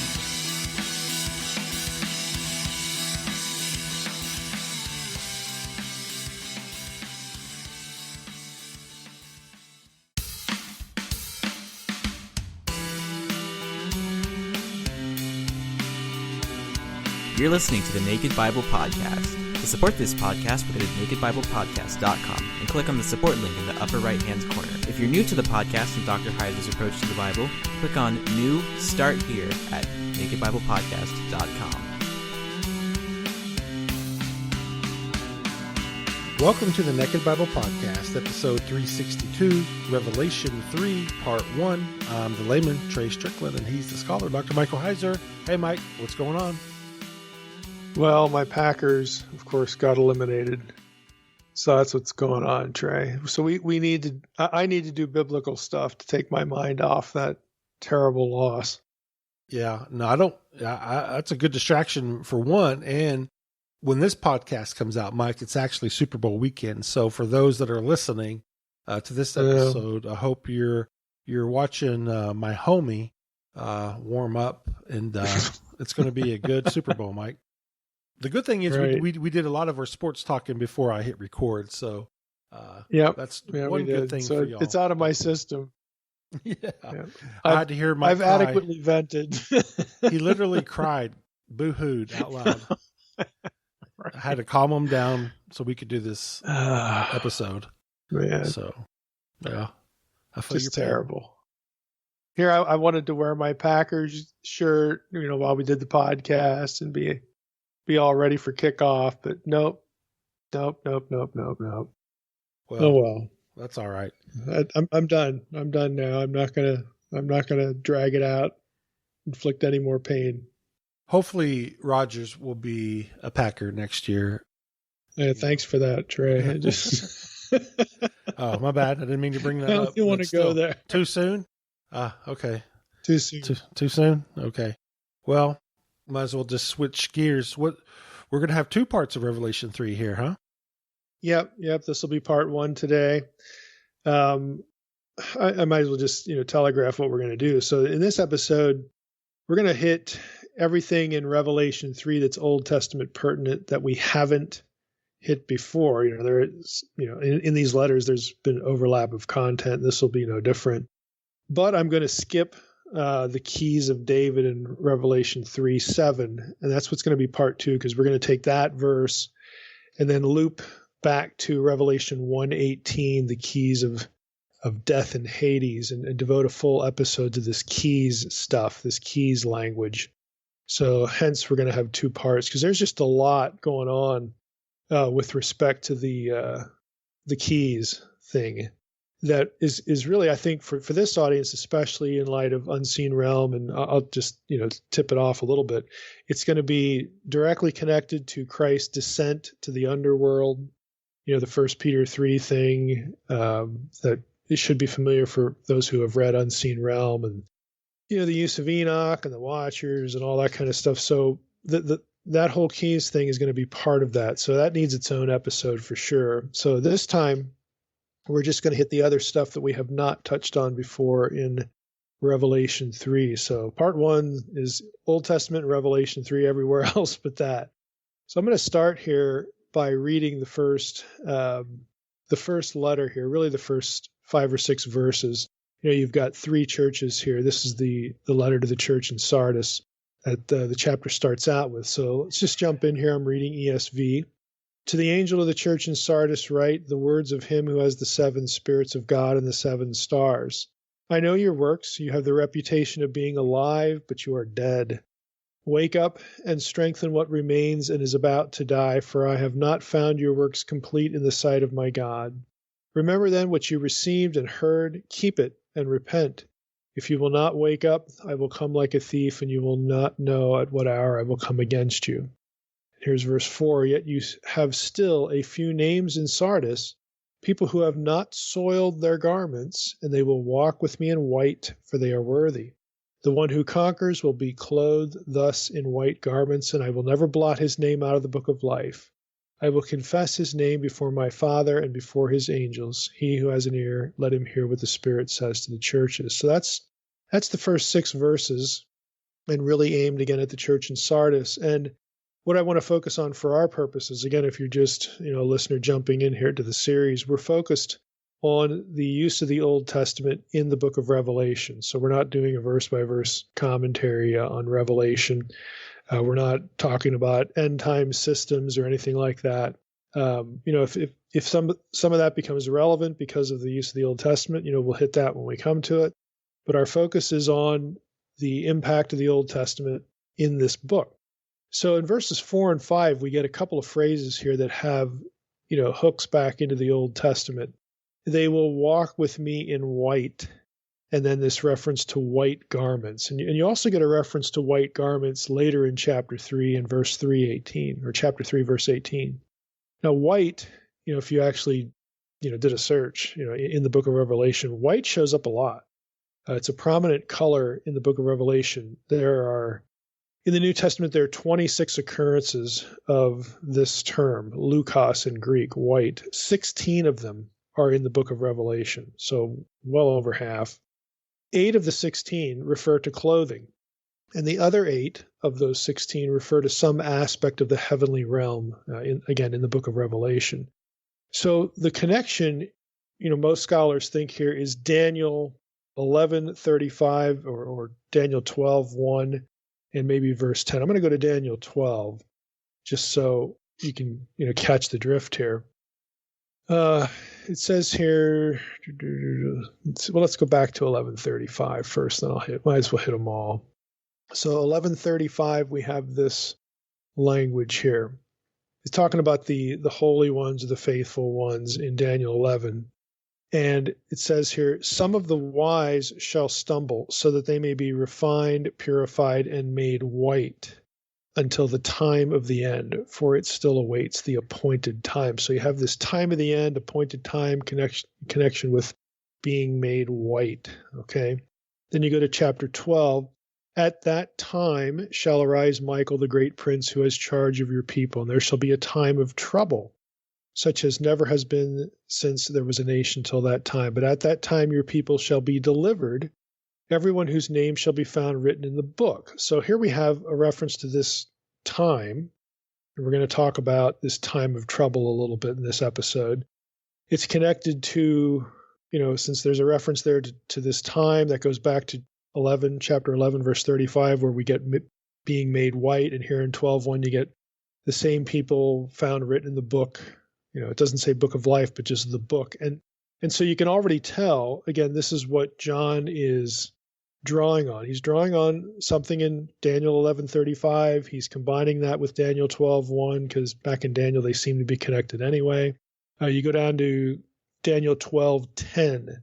Many shall purify themselves and make themselves white and be refined, but the wicked shall act wickedly, so on and so forth. So there's this connection with being made white at some time of trouble.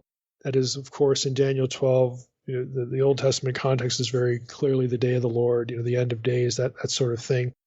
And so this is kind of easy for scholars to look at and figure out, initially anyway, what Daniel is angling for, what he's drawing on. So white, at the least, denotes membership or belongingness for those who overcome, at the end of days, in this time of trouble. And white, of course, would also be associated with the heavenly realm in the book of Revelation. Now, that's not really news, but we often fail to think about what that combination of things means, sort of where it goes, where it leads, because we fail to connect it with other terms that describe the appearance or transformation of believers, elsewhere. And so Beale, for instance, in his book on John's use of the Old Testament and Revelation, he's going to do this. He's going to say, well, this is kind of interesting. We've got white, we've got being made white, we've got a reference to white clothing. Again, we're drawing on Daniel, so it's some sort of, end of days, day of the Lord kind of thing. But he doesn't just let it drop there, which a lot of commentators do. He asked the question, well, okay, believers transformed into whiteness or white garments. What else happens to believers in the book of Revelation? Okay, so here's what he writes. Christians taste the inaugurated fruits of some of the latter-day promises cited in the 7 letters even before they die. The inaugurated aspect of some of the promises, and again, he's talking about an already but not yet thing when he uses the word inaugurated. The inaugurated aspect of some of the promises can be discerned from an analysis of Revelation 2:7, in which we've talked about in earlier episodes, as well as from the concluding promises of each of the letters. And he says, if you compare, for instance, Revelation 2:26 and 27, to him that overcomes, I will put him over the nations. Revelation 3:21, to him that overcomes, he will sit on my throne. It's this shared rulership thing. I will give to him the morning star. So these are transformative things. This is something that's going to happen to believers. And since the kingdom is already present in some way, it's an already but not yet sort of thing. And so what Beale's going to say here is this being transformed, we need to think of it in terms of those, the already but not yet as well. So he says, if you go to Revelation 2:10, there we get a reference to crowns, along with Revelation 3:11 and 4:4. We have white garments in Revelation 3:4 and 5, of course. We also get it in 18, but we also get the white mention in Revelation 4:4 and 6:11. In fact, writes Beale, if the process of conquering for the believer is completed at one's death, then it is probable that the promises to the conquerors begin to some degree, okay, also at death. He's connecting these things, in other words. Now, let's take crowns, for instance, when, he's lumping all this together, being made white garments, crowns, put over the nations, given the morning star, ruling with Jesus, sitting on his throne. Okay, all these things that show up in Revelation 2 and Revelation 3. Now, I don't know about you, but every time I heard in the past, some sermon about, crowns in heaven, it's always about winning a prize, like you win a contest or something. But if you're catching the drift here, it's really about rulership. Okay, shared rule as a member of God's ruling family body. In other words, as a member of God's council. The terminology of things like crowns and of this appearance, you basically, you're transformed to look like what you are, to look like one of those guys already in the heavenly realm who are, again, members of God's host, members of God's council. Angels always being depicted in white, and here we have believers in white, and we've got the language of the holy ones in the New Testament applied to believers. There are all sorts of pieces to this that we fail to sort of put together, and where they all lead to is the transformation of the human believer to membership and a participatory role in God's counsel. That's where all this language leads. But we tend to sort of look at little pieces of it, in sermons or whatnot, and make it about either winning a contest or performance on earth or something like that. And it's just so much bigger than that. It's not that those things are nowhere in the picture. It's that's not the picture. That's not the whole picture. It's not even the most important part of the picture. Now, Owen, in his Revelation commentary, picks up on the same strategy that, hey, let's look at how else believers are transformed in the language and combine all these things to get a fuller picture.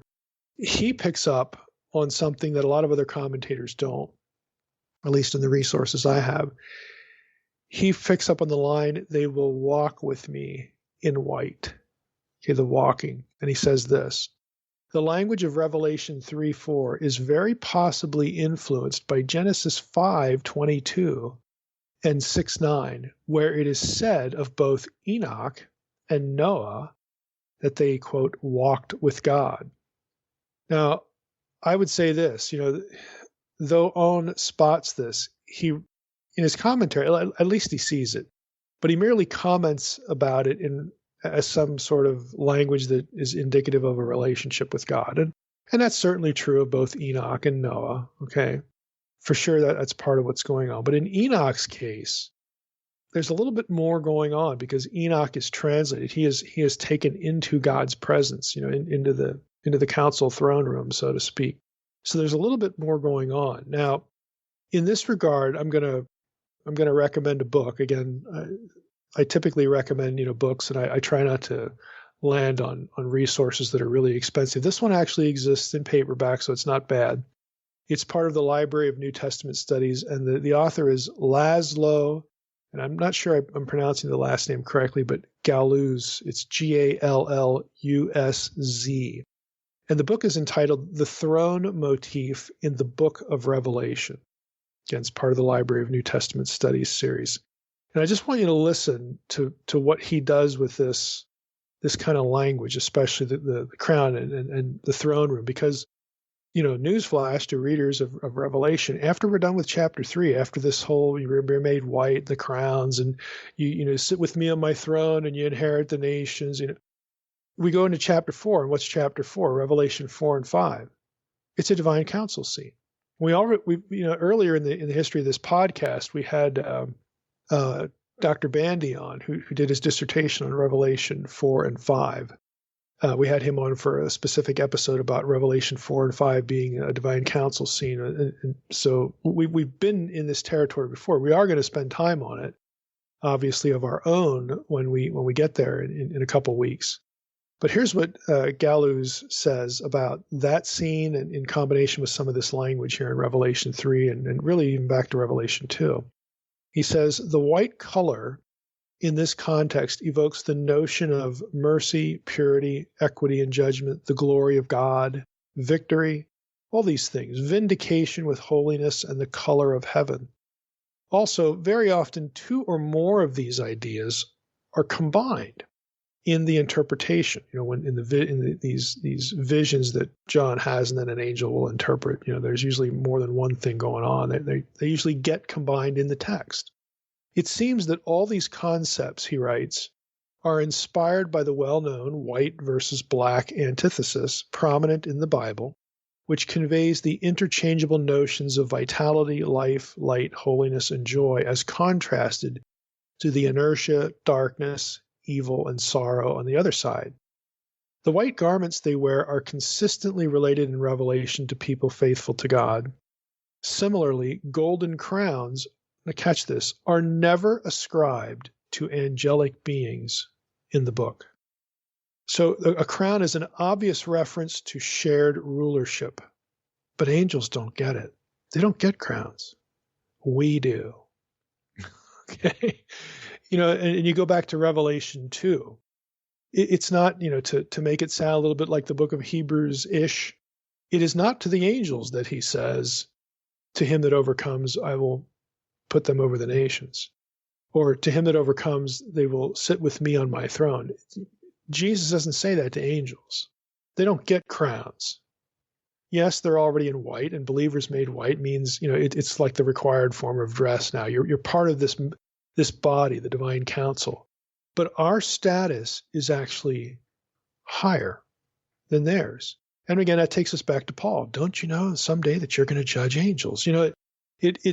These are all pieces, again, of this larger picture, this larger idea. So back to Gallus, he says again, golden crowns are never ascribed to angelic beings in the book. John's careful choice of the term to designate the crowns of the elders also points in this direction. Instead of diadema, which we get the English word diadem, a term with limited reference to royal authority, Stephanos, is used here, which is capable of expressing more concepts simultaneously, including the idea of victory.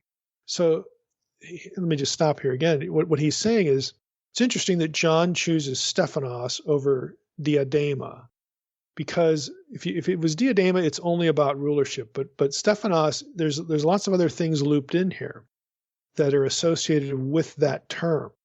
One of which is victory, which makes good sense because he's talking to those who overcome, those who remain faithful, so on and so forth. So Stephanos includes royal authority, but it has some of these other aspects as well. And again, angels don't get any of these. It seems, back to Gallus, it seems that the imagery characteristic of this eminent group, white garments, golden crowns, and thrones, again, the elders are on the thrones, ties the elders to the overcomers of chapters 2 and 3, to whom these items are promised as a reward for conquering. So let me just stop here again. That's going to tip his hand that he looks at the elders as being symbolic of human believers, who are assisting in the rulership of God. Well, where do we, again, back to unseen realm, where do we get this, Yahweh and his elders language? It's from Isaiah. Okay, this language, shows up in Isaiah that at the end of days, Yahweh will be, proved among his elders, or, whatever the language is there. I mean, in other words, this council already exists, and now believers are moved into it, are grafted into it by virtue of this language. Gallus says the book's dominant symbol of authority is the throne. However, the motif is not the sole indicator of the concept. The author of Revelation employs additional symbolism to connote rule, using images such as sword, crown, robes, keys, rod, horns, and heads. Okay, and some of those we'll get to in later chapters. But basically, what he's arguing for is that, again, if you look at not just the things here in chapter 3, one or two words, if you look at the description of the believers here, using those terms and you look at descriptions of believers elsewhere in the book, even we haven't even gotten into the divine council scene in Revelation 4 and 5. We're still in the letters. If you even look that far, you're going to see a variety of ways to refer to the believer as co-rulers, inheritors of the status of membership in the divine council. But again, we typically, again, at least my experience has been, you're in church and it's some message about, crowns in heaven. It's very isolated. It lacks all of this backdrop, all of this background. It's a very tunnel vision look at a term when there's so much else going on. It's actually a good illustration of what we try to do, on the podcast, what I'm trying to do in Unseen Realm is that, look, a lot of this is already familiar to you, this terminology, these ideas. But unless you have the structure, unless you have the matrix, sort of built out for you, you can't really see the role that this term or this idea, or this concept, this phrase plays, what it really means in its fuller extent, if you don't have the backdrop with you. If you don't have the matrix, if you don't have the mosaic, as the metaphor I used in Unseen Realm. And this is a good illustration of it. Let's move on to something else in verse 5. I will never blot his name out of the book of life. I will confess his name before my Father and before his angels. Now, I'm not going to spend too much time here because we've already done an episode on the book of life and other heavenly books. That's the podcast episode 89. But I do want to say a few things, and I'll loop some of that content in here just to not leave it bare. Book of life is a phrase that occurs 6 times in Revelation. So you get it here in verse 5, Revelation 3:5, you get it in Revelation 13:8, 17:8, 20 verse 12, and verse 15, and then 21:27. It has very ancient antecedents, and we go into this in a lot of detail in episode 89, but we go all the way back to Mesopotamia, where with something called the tablets. Recall Mesopotamians wrote on tablets; they didn't write in books. Okay. The tablets of destiny. And the fundamental ideas behind the tablets of destiny were you had the gods, in other words, the divine council, the Mesopotamian version. They make decrees, they decree destiny. They determine what's going to happen. They interact with people on that level. Some of the tablets are really focused on the divine king, specifically the Assyrian version. And there's one that says, you are king because the gods want you to be king, that sort of thing. That's a little different than saying that the gods, the council predestines every event in your life. When it comes to the king, it's like their choice of putting you in authority.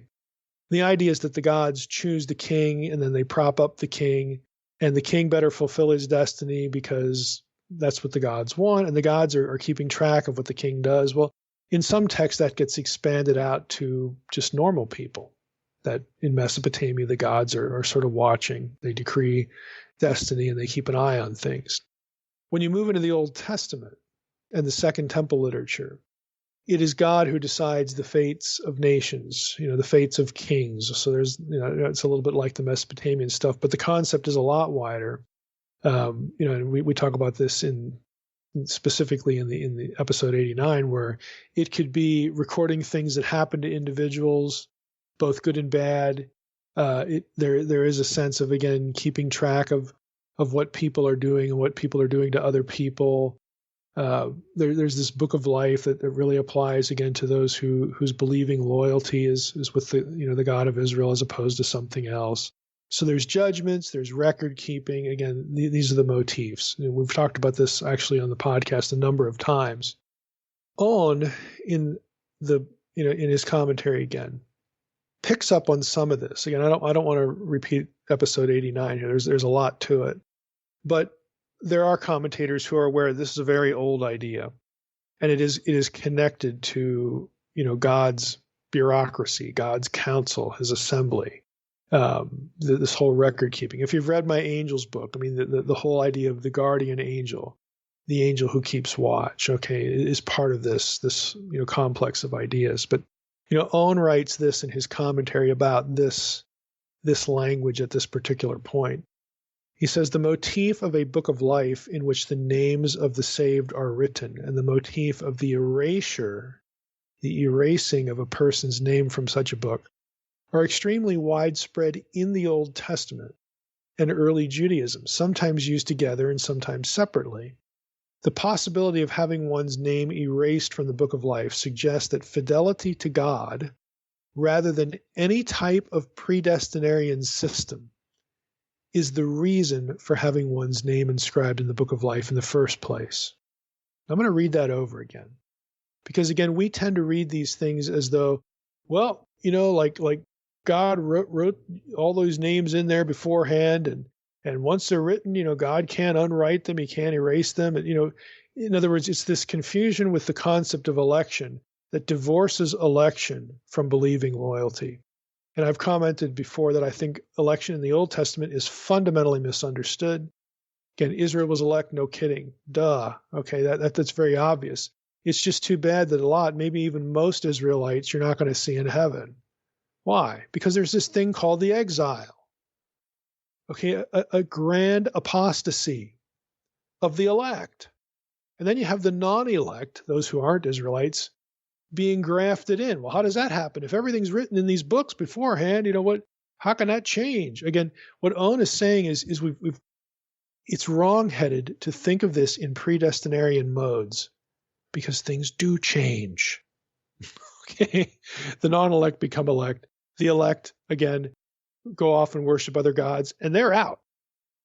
Okay, things change. We have fundamentally misunderstood this idea. So Owen says, this is what we got. It seems, I'm going to read it again, the possibility of having one's name erased from the book of life, that's a change, suggests that fidelity to God, okay, let's just say believing loyalty, rather than any type of predestinarian system, is the reason for having one's name inscribed in the book of life in the first place. The traditional character of this pronouncement in Revelation 3:5 is evident in the close parallel to verses 5a and b in the Odes of Solomon 9:11, that's a pseudepigraphical book, where the two motifs of conquering and of having one's name inscribed in a heavenly book are combined in a positive formulation. And he quotes Charlesworth's Old Testament pseudepigrapha here in this passage, which says, "Put on the crown in the true covenant of the Lord, and all those who have conquered will be inscribed in his book." So there you have, this believing loyalty idea, loyalty to Yahweh. And in Revelation's case, it's loyalty to the gospel. You don't trade the gospel for anything else. You keep believing. I mean, I know you've heard me say that 100 times now, especially if you recently listened to the series in Hebrews, but that's the point. You keep believing. That's the only issue. That's the book of life issue right there. That you have aligned yourself with the gospel. You believe in the gospel for everlasting life, and you don't believe anything else. You don't throw your loyalty anywhere else to any other God or any other promises about how this or that religion or God can bring you salvation. You turn your back on all of them and you align yourself right here to the cross event and the resurrection. Okay, this is what you do. Back to On. In Judaism and early Christianity, the primary setting of the Book of Life motif was the judgment scene in which God is seated upon his throne, surrounded by the heavenly courtiers. Daniel 7, 9, and 10, Revelation 20, verses 12 through 15, 1 Enoch 47, 3, 1 Enoch 90, 20. The origin of this metaphor is certainly that of the ancient Near Eastern royal court, where records were made available to the king for dispensing justice, though the idea itself goes back to Sumerian and Akkadian literature, and again back to the tablets of destiny. On adds elsewhere, the motif of having one's name erased then or blotted out from the book of life is a metaphor for judgment based on the notion of expulsion or disenfranchisement from the record of citizenship. Originally, however, to be blotted out of the book of life meant to die, Exodus 32, verses 32 and 33, Psalm 69, 27 and 28, Isaiah 4:3, but it's bigger than that. So the point is that, again, this whole idea, election, again, this sort of predestinarian model that we often have in our heads is really not how we should be reading this. Election didn't guarantee eternal life for Israelites. Again, we have this thing called the exile. It's a really big deal in biblical history. It's fundamentally, foundationally important in biblical theology, the exile. Okay, the exile happened because there was a grand apostasy. The elect go after other gods. I mean, there are a few things more obvious in the Bible than that, if you read your Old Testament. And so he's saying, look, we need to be thinking about this. You're in the book of life, but you can be erased. The basis of that cannot be predestination, because if it was predestinated, we wouldn't even be talking about changes here. The basis for the language has to be believing loyalty. Okay, it's very consistent. Now, that brings us to Revelation 3, 7, and 8. We're going to skip the keys stuff for part 2. So I'm going to go right to verse 9, which says this: Behold, I will make those of the synagogue of Satan who say that they are Jews and are not, but lie. Behold, I make them come and bow down before your feet, and they will learn that I have loved you. Now, again, we've commented on this before in prior episodes about the synagogue of Satan and what that might be, and so on and so forth. I want to add a little bit, but we're not going to go back and rehearse, what that is or where it is and all this sort of stuff. There's something in here that we need to add to it. And it's this last part: they will learn that I have loved you. Okay, these Jews, again, who are opposing believers, they're opposing the messiahship of Jesus, but that's not all they're opposing. Think about it. This is a letter to one of the churches in Asia, okay, Asia Minor. Okay, there's a lot of Gentile turf here. Okay, the synagogue of Satan, if that's Pergamon, that's a Gentile city. Okay, so what John is saying here, and of course he's the mouthpiece for the Lord in these letters, is that they, the Jews, will learn that I have loved you. Well, who's you? Well, it's Jews, and especially including Gentiles in the family. Anyone, Jew or Gentile, whose believing loyalty is aligned to me, that's who's going to have eternal life. They, the Jews, again, are going to learn that I have loved you, and you includes Gentiles substantially, especially in these letters. Now, again, I'm bringing that up for a specific reason. Let me just go to Beale and Carson, their commentary, and they take us back to the Old Testament for some of this stuff. And again, it's going to sound a little bit familiar, but I want to make a very specific point here. Beale and Carson, in their Old Testament and the New Testament commentary, write, the clause, I will make them, okay, in order that or so that they will come and bow down before your feet. Okay, that's in Revelation 3:9. Is a collective allusion to Isaiah 45:14, 49:23, 60:14, and Psalm 86:9. I'm going to look up a few of these. So Isaiah 45:14. Thus says the Lord, the wealth of Egypt, the merchandise of Cush, and the Sabaeans, the men of stature, shall come over to you and be yours. They shall follow you. They shall come over in chains and bow down to you. They will plead with you, saying, surely God is in you. There's no other, no God besides him. So it's a reference to Gentile people from the nations, admitting that, Yahweh is the true God. So Isaiah 49, let's see, what was the verse? 49:23. Kings shall be your foster fathers, their queens your nursing mothers. With their faces to the ground they shall bow down to you. Against a reference to Zion and to Israel. And they will lick the dust of your feet. And you will know that I am the Lord. Those who wait for me shall not be put to shame. So we've got a series of verses here. I'm not going to look them all up, but the series of verses is about Gentile conversion or Gentile acknowledgement of who the true God is. So Beale and Carson write this. These Old Testament texts predict that the unbelieving Gentiles would come down and bow down at Israel's feet and to Israel's God in the last days. This prophecy has been fulfilled in an apparent ironic fashion in the Gentile church, which has become true Israel by virtue of its faith in Christ. In contrast, here's the irony, the ethnic Israelites in Philadelphia fulfill the role of the Gentiles. They're the opposition. They continue, likewise, the prophecy that God would demonstrate his love for persecuted Israel before the nations seems to be fulfilled in an ironic manner. Quote, they will know that I have loved you, in Revelation 3:9b, is applied to the Gentile-dominated church instead of ethnic Israel. As apparently in, and then he gives a grocery list of passages, Isaiah 43:4. Let's just go to that one. Isaiah 43:4.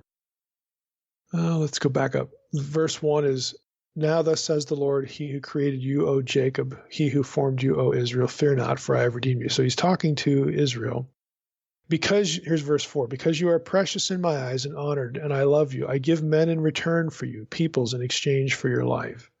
Again, God disinherits the nations, but Israel is his own family. Fear not, for I am with you. I will bring your offspring from the east.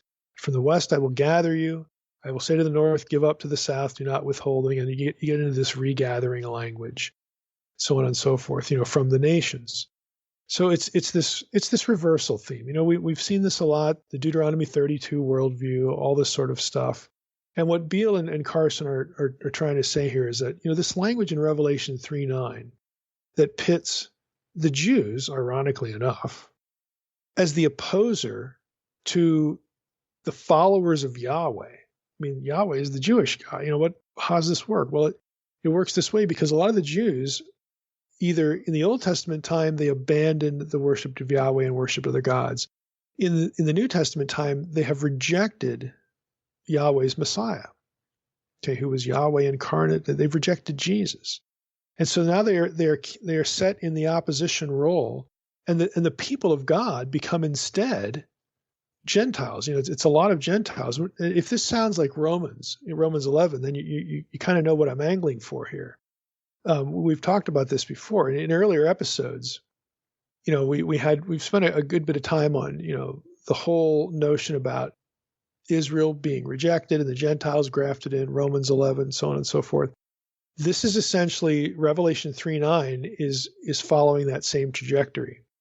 It's about this reversal, this ironic situation where the Old Testament people of God are now the opposers. They're opposing Yahweh's plan. They're opposing their own God's plan, because it included Gentiles, and they're persecuting believers. They're persecuting these believers, and they're just on the wrong side. They're on the wrong side. Now, in the previous episode or two here in Revelation, I've made the comment that it's incoherent to take this language as some sort of generally anti-Semitic posture, and it is incoherent. Now, I realize a Jew today who rejects Jesus could read it that way, that John's just targeting Jews. He doesn't like Jews. The New Testament's an anti-Semitic book. But to do that, you'd have to forget or ignore a couple of things.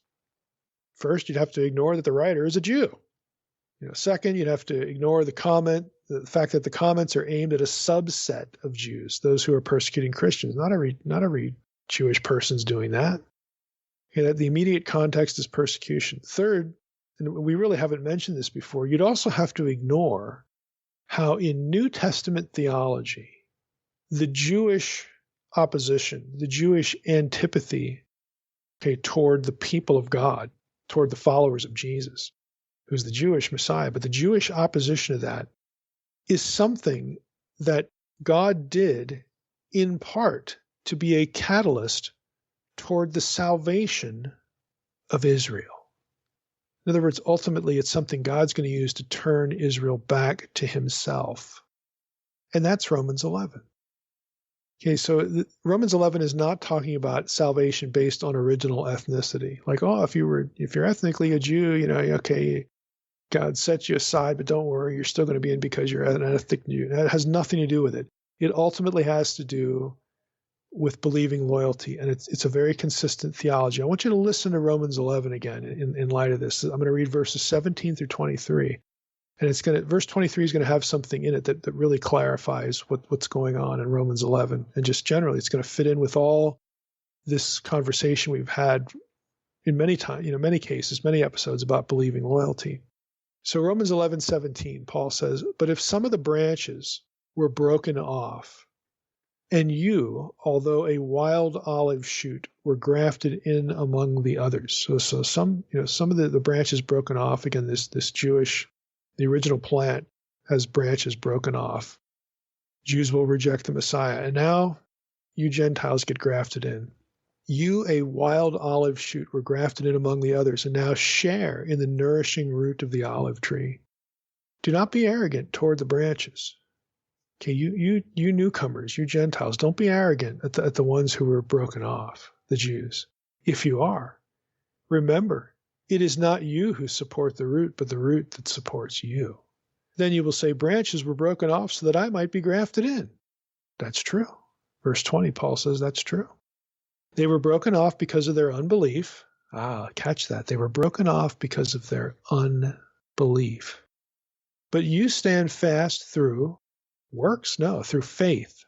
So do not become proud, but fear. For if God did not spare the natural branches, the original branches, neither will he spare you. In other words, they didn't get in by ethnicity. You ain't getting in by ethnicity either. You must believe. Verse 22, note then the kindness and severity of God. Severity toward those who have fallen, but God's kindness to you, provided you continue in his kindness, grace, the chesed. We did a whole episode on loving kindness, the loving loyalty, allegiant loyalty. Okay, it works both directions, God to us to God.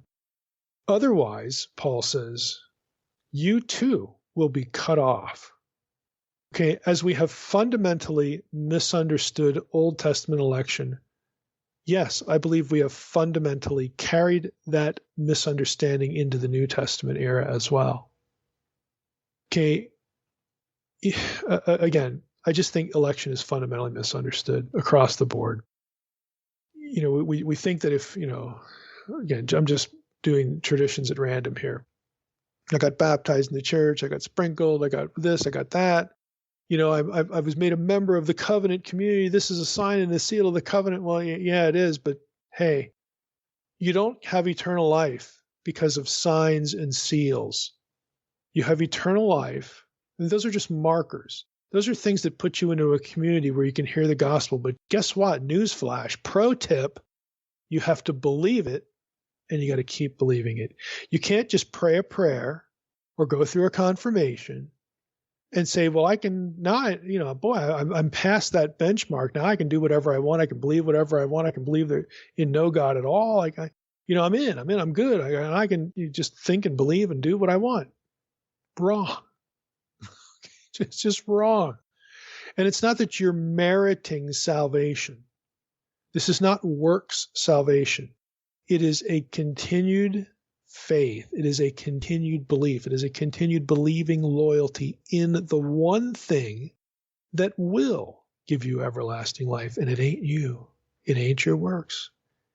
It's the work of Christ on the cross. You have to remain loyal to that. Now, in the last verse, I didn't get to verse 23 yet. I'm going to go back to verse 22. Note then the kindness and severity of God, severity toward those who have fallen, but God's kindness to you, provided you continue in his kindness. Otherwise, you too will be cut off. And here's verse 23. And even they, if they do not continue in their unbelief, will be grafted in. For God has the power to graft them in again. So the elect become non-elect and can become elect again. I'm hoping you see how the way Christianity has traditionally thought about election just really doesn't work with this kind of language. Okay, if you're like a high Calvinistic system, I don't know what you're doing with this. The elect become non-elect, and then they become elect again if they don't continue in their unbelief. Huh? It makes really good sense if election doesn't mean salvation, if it means something else, if it means access to the truth. The Israel alone had access to the truth. They had a relationship with the true God. God comes to them. He comes to Abraham. He creates them out of Abraham and Sarah. He starts over after he disinherits humanity at Babel. So they're new. And these are all acts of God. God continues coming to them, making covenants, making promises, bailing them out, from this and that and crisis and whatnot. Brings them to the land, gives them the temple, all this kind of stuff, and then they just go off and worship other gods anyway. Election was access to the truth. That's what it is. Okay, it is a beginning point. It is an introduction. It is a revelation toward what you must believe to have eternal life.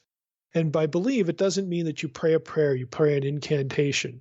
Okay, the biblical theology is not about shamanistic practice. I went through a ritual and now I'm have eternal life. No.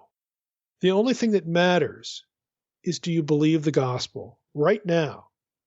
This is why the book of Hebrews, this is why the book of Revelation, this is where we're at, book of Revelation.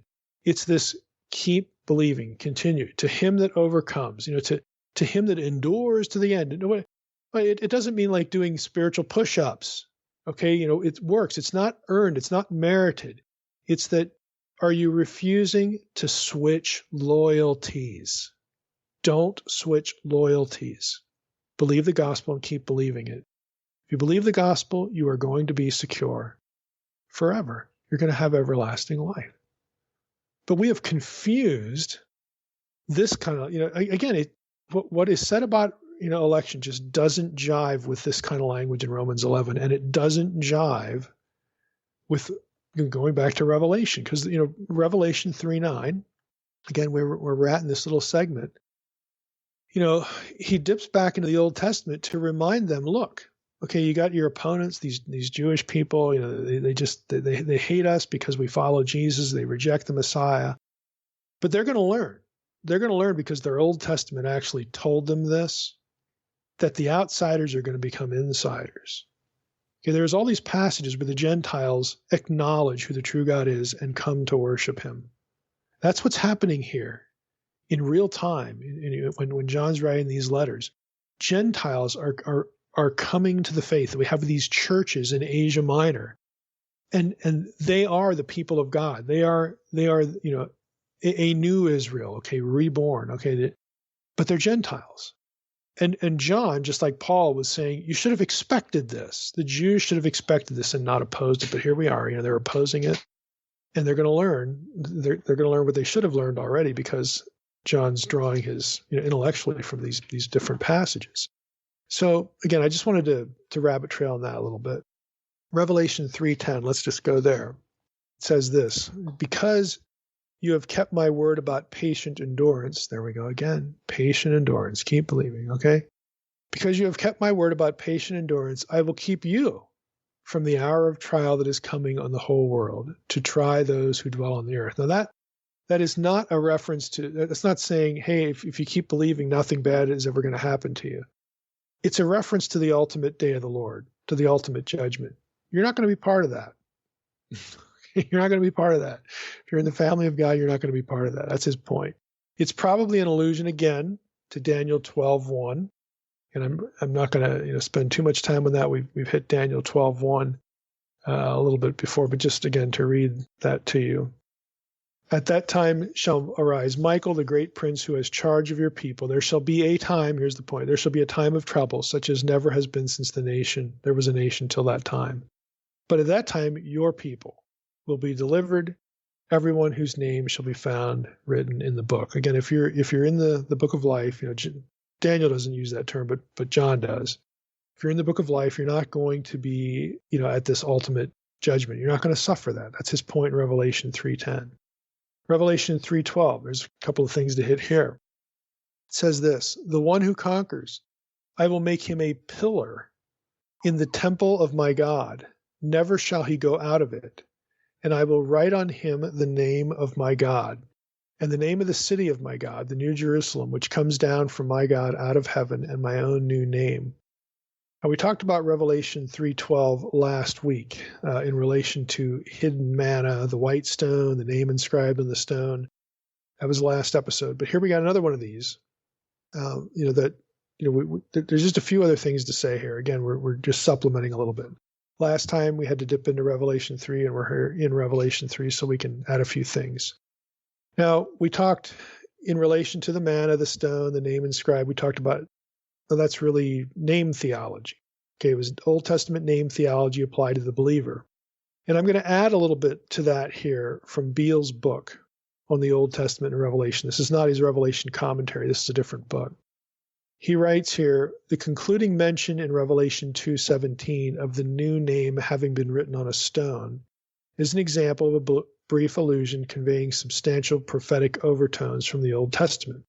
Revelation 3:12 reveals that the name in 2:17 is a pregnant reference to the name of my God, the name of the city of my God, the New Jerusalem, which comes down out of heaven from my God, and that is Christ's new name, which was written on the believer. Now, that much we hit last time. If you remember back in Revelation 2, we hit these phrases about the hidden manna, the white stone with a name on it. Beale and others took us to Revelation 3:12, and somehow Revelation 3:12 essentially answers the question. And he says right here again, Revelation 3:12 reveals that this name inscribed back in chapter 2 is the name of my God, the name of the city of my God, the New Jerusalem, and of course, Christ's new name.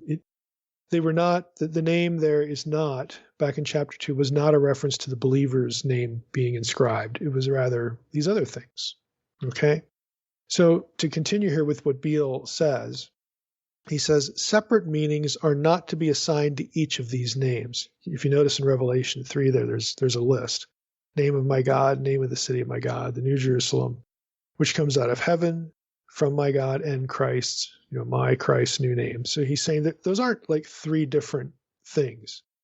They're not, they don't have separate meanings. But he writes, they all refer to the intimate eschatological presence of God and Christ with his people, as expressed most clearly later in Revelation 22, 3 and 4, which reads, the throne of God and of the Lamb shall be in it, in the New Jerusalem, and his bondservants shall serve him, and they shall see his face, and his name shall be on their foreheads. So he's saying all of these things really refer to the same thing. Now, all of that leads Beale to a conclusion. He writes this. This conclusion is also pointed to by observing that the new name of Revelation 2:17 is an allusion to the prophecy of Isaiah 62:2 and 65:15 about Israel's new standing in the future. The saints of Israel are referred to figuratively as Jerusalem, which, quote, will be called by a new name, unquote. Again, they're not different personal names. It's the name of God. There, the new name designates Israel's future kingly status. That's Isaiah 62:3. It's a direct allusion there. It also refers to restoration of Yahweh's covenantal presence. That's Isaiah 62:4. That is the same significance for the name in Isaiah 56 and 65. The promised blessings of this prophecy will be fulfilled among those in the church, the latter-day Israel, who do not compromise. Isaiah's prophecy of Israel's restoration to God's latter-day presence lies as the substratum also for all the other references in the book to the believer's name and to God's or Christ's name. Now, essentially what Beale's arguing for is that, look, all this name stuff, the inscribed name, you get a host of names. Again, there's like 3 or 4 of these. He's saying, look, they all point to the same thing. This naming points to God being present, God's ownership over the believer, but corporately, those believers that get the new name, get the hidden manna, the white stone, the white garments, the stuff we've been talking about today, collectively, that is the new Israel. And if you think of the church as this new form of Israel, when you go back to these passages in Isaiah 62, Isaiah 65, he loops in Isaiah 56 here, all of these things that you see in the book of Revelation about getting a new name and having the presence of God with that new name. In the Old Testament, there are references to the end of days, newly redeemed, brought back Israel. In Revelation, they're said of these churches, which are predominantly Gentile. So again, what Beale's arguing for is that we need to remember when John dips into the Old Testament here for this language, if you go back to the Old Testament, it's only about this ethnic entity, Israel, this boots on the ground geographic entity, Israel. But when John is writing, John knows that the ultimate outcome of those things is not just a single nation, again, the size of New Jersey. That's my little throw in here. John's not thinking about New Jersey. There wasn't a New Jersey. But John's not thinking about isolated geography. John is thinking about these churches that are scattered in Asia Minor that are predominantly Gentile. And he says, look, I can say this about you, these churches, okay? I can say this about you, Gentiles, because you are a new Israel. You are the outcome of these things. And all Israel really is the family of God, the people of God. And it's not tied to any ethnicity or anything like this. it's tied completely, again, to where your loyalty is, who's your God, so on and so forth. So there's actually a lot of consistency across the Testaments, but you have, again, you have this strong Gentile element in the New Testament. But John's argument, as he's dipping back into these Old Testament references, and especially back in verse 9, where we took our little rabbit trail from Romans 3:9 or Revelation 3:9 into Romans 11 about the Gentiles bowing down before your feet and so on and so forth. John's saying, look, you Jews that are really upset by this, you should have known. Again, because he's drawing on these passages that talk about Gentiles coming into the family of God, acknowledging who the true God is, bowing down to Yahweh. All this stuff's in your Bible. All this stuff is in your Hebrew Bible. You Jews that are opposing, the believers here in these churches. You should have known, and not only should you have known, but you should have submitted to it. You should have embraced it and accepted it. It should be your theology, but it isn't. And that puts you in opposition to your own God. And again, that's where the Romans 11 thing, it really comes in here. That you can be set aside, and you have been set aside, but you can also be grafted back in. So he's not. This isn't generally anti-Semitic stuff. It's very pointed. It's very theological, and it's very consistent with with reading their Old Testament and just submitting to it, just saying, okay, this is how it played out. But that's what their opponents are not doing. They refuse to do it. And so you get a lot of this Old Testament imagery that in its original, context, of course, applied only to ethnic Israel. But here, as John repurposes it, it's just a wider picture. Now we have the Gentile reality that these Old Testament passages talked about. So I feel quite free.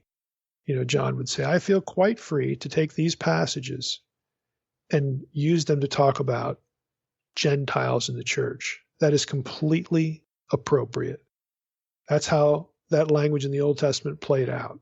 We're here in real time. This is how it played out.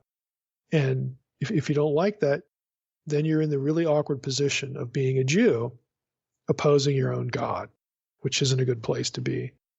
So again, I think the takeaway for us with all this, we're sort of, most of us are Gentiles listening to this anyway, and we're used to this kind of thinking. I think that's a good reminder. I think it's also a good reminder if we take this whole Jew-Gentile thing back to Romans 11, and we can see how the way we're used to thinking about election just doesn't work, because the ones who are grafted in can be taken out. The ones who are taken out can be put back in. I don't know how that squares with a predestinarian model. I really don't. God predestinated where it ends. Okay, well that's looking at the end. In the beginning, if something is predestinated, elect or non-elect, predestination language typically doesn't allow for changes in status. And that's what you have here. You have changes, and you actually have more than one change in some texts. It can go back and forth. So I think we need a little bit of an adjustment there, and we need to get our theology sort of more in line with the text. So that's one takeaway. And the other one is, I think, especially for this audience, what John's doing in Revelation 3, and also what he did in Revelation 2, a little, when he actually gets into the actual letters here, these two chapters, Revelation 2 and 3. In some sense, it prepares us for chapters 4 and 5, the divine council scene, because all this language that he uses of the believers transformed, again, the white garments, the white this, white that, all these transformations, the shared rulership, the fact that we have crowns and angels don't, this sort of thing, it sets us up, again, for this notion. Again, it's just part of this bigger picture that believers, again, become part of this body, part of the divine council on our glorification. And this is what Revelation is angling for. And again, we're not even at the scene yet. We're not even at the divine council scene, but John is prepping that. So even in these letters to churches, he's seeding that information, into these letters. And, ultimately it's supposed to be an encouragement to believers. This is your destiny. This is really difficult now, but this is ultimately your destiny. And I think, for us, it's a great reminder. It's a good takeaway, again, that we ultimately, where we're headed is shared membership, joint rule with Jesus. Again, to loop in Hebrews, our brother, in the council, Hebrews chapter 2. And we are participants in that council, in that assembly with him at the end of days. All right, Mike, can you give us a quick preview of what we can expect in part 2? Yeah, part 2, again, like I said at the beginning here, these references to the keys of death and Hades, and the keys of David here in Revelation 3. This is actually going to connect to, again, Christ's descent into the underworld. Again, there's that infamous passage in 1 Peter 3 that we talk about an unseen realm a lot. And, there's lots of sessions on YouTube, of me talking about that passage. It's going to loop into that. It's preaching to the spirits in prison. You have to ask yourself, keys of death and Hades. Okay. When would, if those are locked, okay, let's just use the metaphor. If those are locked and somehow after the resurrection, they are unlocked and Jesus has the keys to them, logically, the only place, the only time, the only opportunity he would have had to unlock those things is when he descended into, as the Apostles' Creed says, descended into hell. It's really a reference to the underworld. So when you do that, again, you're there at the abyss. You're there with the scene with the Watchers. There's going to be some overlap between 1 Peter 3 and this language, and it's ultimately going to have to do not only with just overcoming death and so on and so forth like that, but the reference to David is also going to be about kingship. So I think that's enough to say at this point, to say this, that you have sort of a throwaway reference to keys that just sounds kind of weird, that doesn't seem like it really has any meaning or any importance at all, but it actually links back to a number of things that this audience really likes to talk about and really likes to think about in terms of the supernatural worldview. So it's one of those, if it's weird, it must be important. And this will be another one you can file in that box. My favorite episodes. Really looking forward to that, Mike. I like that. All right. Well, you like the weird stuff. I like the weird stuff, just like our audience. You kidding me? Love it. There's two ways we could take that tree. Hey. All right, Mike, that's true. Well, with that, we'll be looking forward to part 2 and next week. And I want to thank everybody for listening to the Naked Bible Podcast. God bless. Thanks for listening to the Naked Bible Podcast. To support this podcast, visit www.nakedbibleblog.com. To learn more about Dr. Heiser's other websites and blogs, go to www.drmsh.com.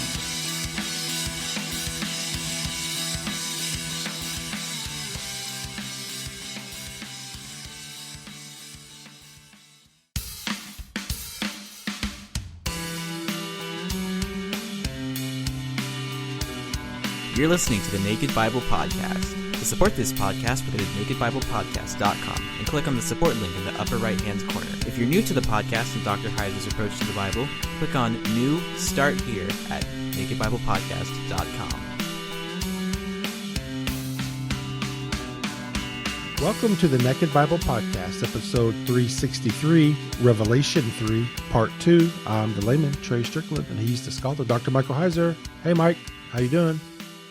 Well, Trey, I'm doing well, but I still don't have an office. Uh-oh. So I'm huddled here in my bedroom at my little desk doing the Naked Bible Podcast. But hey, it's not going to affect the content, but still don't have my office back. Yeah, but you're expecting it next week, right? I am. I'll be able to get in a few days and start unpacking, digging out. It seems like I'm always digging out of holes or something, but such as it is. Yeah. There's some comedy in there somewhere, but I'm gonna restrain myself. Right. We can't quite find it right now. I'm going to restrain myself from We that. can And be see a it good from boy. a distance. I'm going to be a good boy. Okay. Well, hey, Mike, All I right. got a question. Some people were having some confusion on following your logic through the first part of Revelation here, and I can't believe that anyone would be confused when we're talking about the book of Revelation. I think can't you believe it. mentioned it on the introduction of Revelation, so I think maybe people are just not following along here, but they're misunderstanding your angle that you're taking. And if John is writing what he saw and heard, then why are you saying things like, John wanted to hook back into the Old Testament, and that it sounds like that you're saying that John, these are John's thoughts and his message to these churches, not John writing all he's experiencing or being told to write. So can you clarify that a little bit? Yeah. So if I can distill that question, the question is this a record, John's record of a vision, or is John thinking back into the Old Testament? And the answer is yes. Okay, both of these things can be true at the same time. All right, let's just put ourselves in real time with John, as it were. When John has a vision, he's not writing during the vision, because vision-like states, trance-like states, whatever we want to describe these things, they are what they are. He's not interrupting the angel and writing things down like a stenographer or something like this. He's not capturing it on video. He's experiencing something, and then after the fact, he sets it to writing. And in the process of setting it to writing, it's going to dawn on him, either because of what he knows in terms of the Old Testament or biblical theology, or he's going to be prompted by the Spirit of God to make connections, and he's going to make them. I mean, let's just use an example from the introduction. Solecisms. There's a couple dozen of these where John's grammar, his Greek grammar, is wrong. It's incorrect. Where everywhere else in the book, it's perfectly fine. And again, scholars have figured out that when this happens, the explanation is there's something that John's drawing on back in the Septuagint that he could convert to correct grammar, but he doesn't, because he wants you to sort of think about what's, why is he saying it that way instead of the better way to say this? And, he wants readers to go back and look at things. It's a way of drawing attention. And there are very clear instances in the book where John takes 2, 3, 4 passages from the Old Testament and mixes them. I mean, literarily, these are just a matter of looking up the Greek text that John has given us and going back and looking at the Septuagint. This is something that if you know Greek fairly well, your first, second year knowledge, you can just go check for yourself. That doesn't mean John didn't have a vision. Okay, it just means that both of these things can be simultaneously true. So John has this experience, then after the fact, he has to relate that experience to his audience.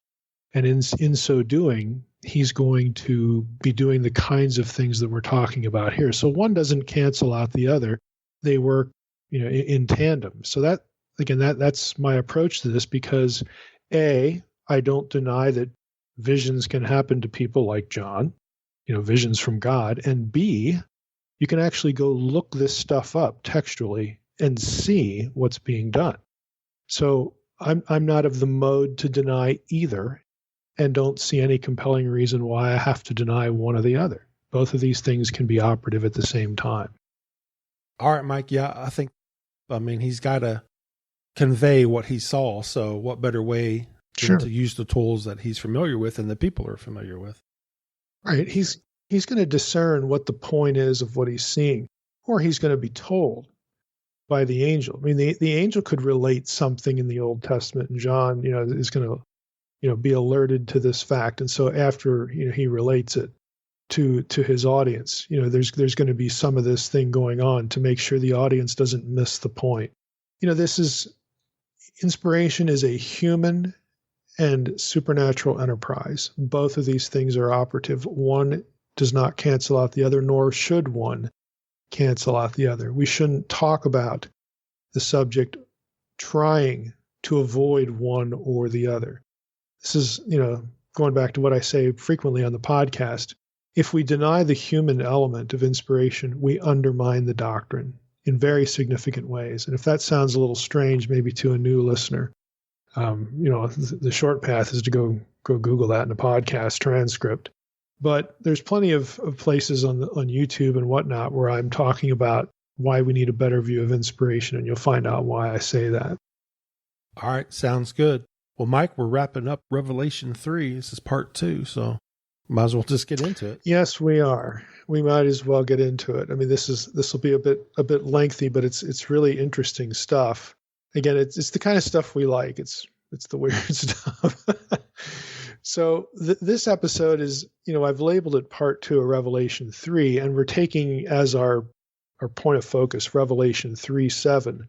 But this is also going to be related back to Revelation 1:18. And what I'm going to do is I'm basically going to start with Revelation 1:18, and then we'll hit Revelation 3:7 at some point and see how these two things go together. And it's the link between the two is this keys language. So let me just read the passages really. Revelation 3:7 says, "And to the angel of the church in Philadelphia write, the words of the Holy One, the true One, who has the key of David, who opens and no one will shut, who shuts and no one opens." And then Revelation 1:18, I'm going to loop verse 17 into it so it just sounds more readable. It says, "When I saw him, I fell at his feet as though dead. But he laid his right hand on me, saying, 'Fear not, I am the first and the last, and the living one. I died, and behold, I am alive forevermore. And I have the keys of death and Hades.'" Now, there are several really excellent resources on this passage, Revelation 1:18, and related passages like chapter 3, verse 7. That give you its contextual roots. Now, I'm going to give you two sources here, two resources for those who are interested in really getting into the weeds. One of these is really easy to find, and the other one not so much. And the one that's easy to find is also inexpensive. And I want to give a hat tip here and a thanks to one of our listeners, Robert Cruikshank, for these recommendations, and they're quite good for this passage.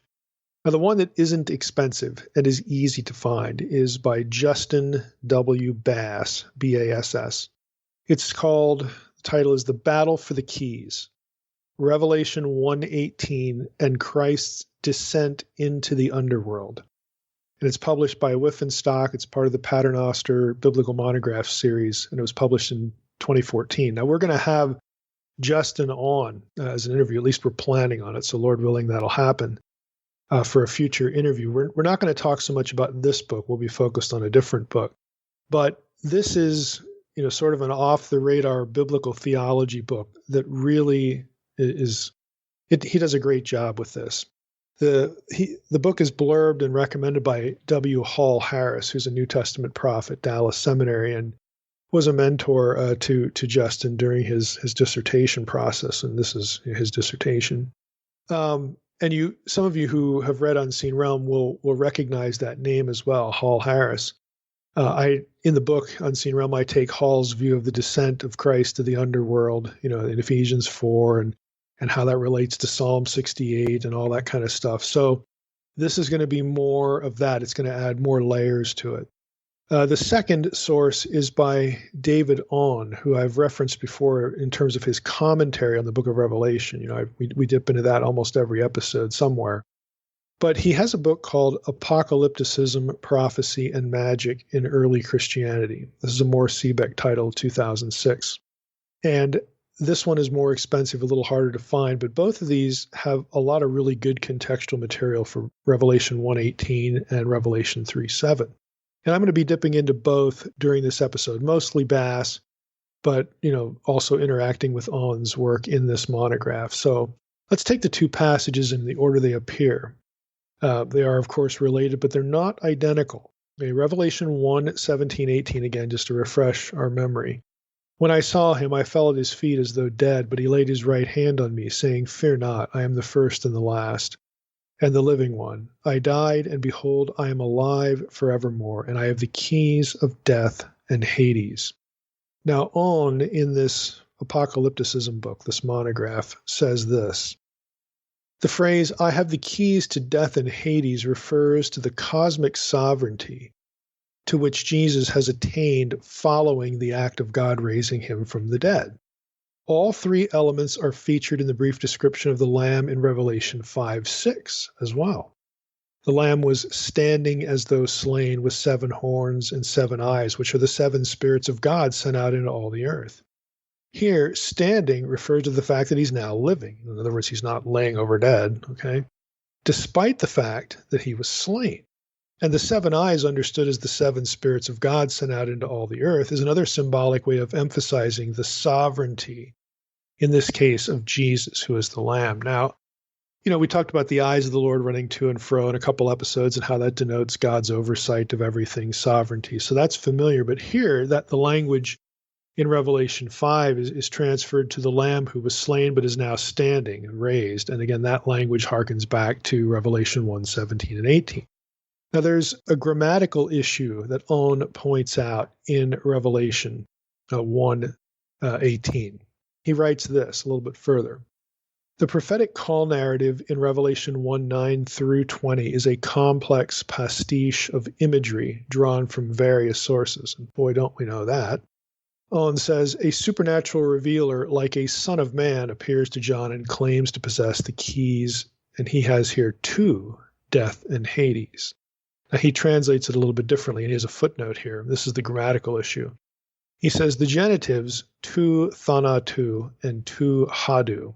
Genitive is, let me just break in here, is a grammatical term for the relationship of 2 nouns that follow each other, okay, or an article, plus a noun. So for those of you who had a little Greek, you know right away what we're talking about here. But there's different ways to understand the relationship of nouns. Let's just put it that way in not just Greek, but any language. So On says these phrases could either be objective or possessive genitives. In other words, you could translate this, the keys to death and Hades. That would be the objective mode of understanding. Or you could translate it, the keys, belonging to death and Hades. That would be possessive. So one says the keys to death and Hades, like they're a place that you can go and unlock something. And the other one is more possessive, that death and Hades possesses, these keys, they belong to them. Owen says, if they are regarded as objective genitives, death and Hades must be understood spatially, as in Revelation 20, verses 13 and 14. In other words, they're places with spatiality. But if they are construed as possessive genitives, death and Hades must be understood as personifications, as in Revelation 6:8. So let me just break in here again on saying both of these things happen with death and Hades in the book of Revelation. Sometimes it's a place, sometimes they're like persons or figures, entities, okay? Back to On. The first possibility is preferable, in this case, he says, this is his view, since death is never, to my knowledge, to his knowledge, described in ancient texts as possessing keys, and there are few, if any, ancient texts in which Hades is so described. Pausanias, he points out, describes a decorated table showing Plutus holding a key.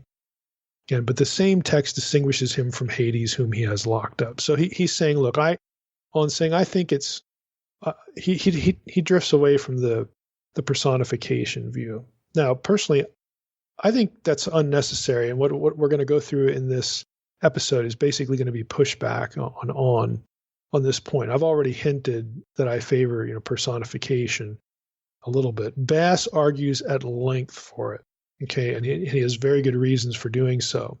And you might say, well, this feels like a bit of a distinction without a difference, because, hey, the personified death and Hades are masters of a particular domain, so the other idea of the spatiality is still in play. I agree. I think both of these things, belong on the table, both of these perspectives.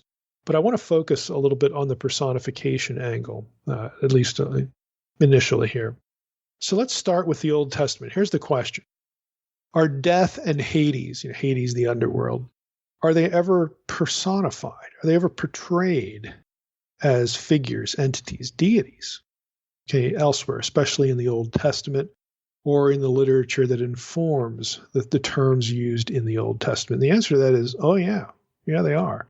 Now I'm going to refer to DDD here, Dictionary of Deities and Demons in the Bible, and the article on death is written by John Healy, and he gives us a good survey, sort of the background to the Old Testament material. Now, what you need to know here is that in Hebrew, the Hebrew Bible, the term for death is, the noun anyway, is mot. That is the same word in Ugaritic, mot, and in Ugaritic, mot is a deity, part of a pantheon, okay? So this is going to be the backdrop for, again, the Old Testament use in certain passages of the term mot, or death.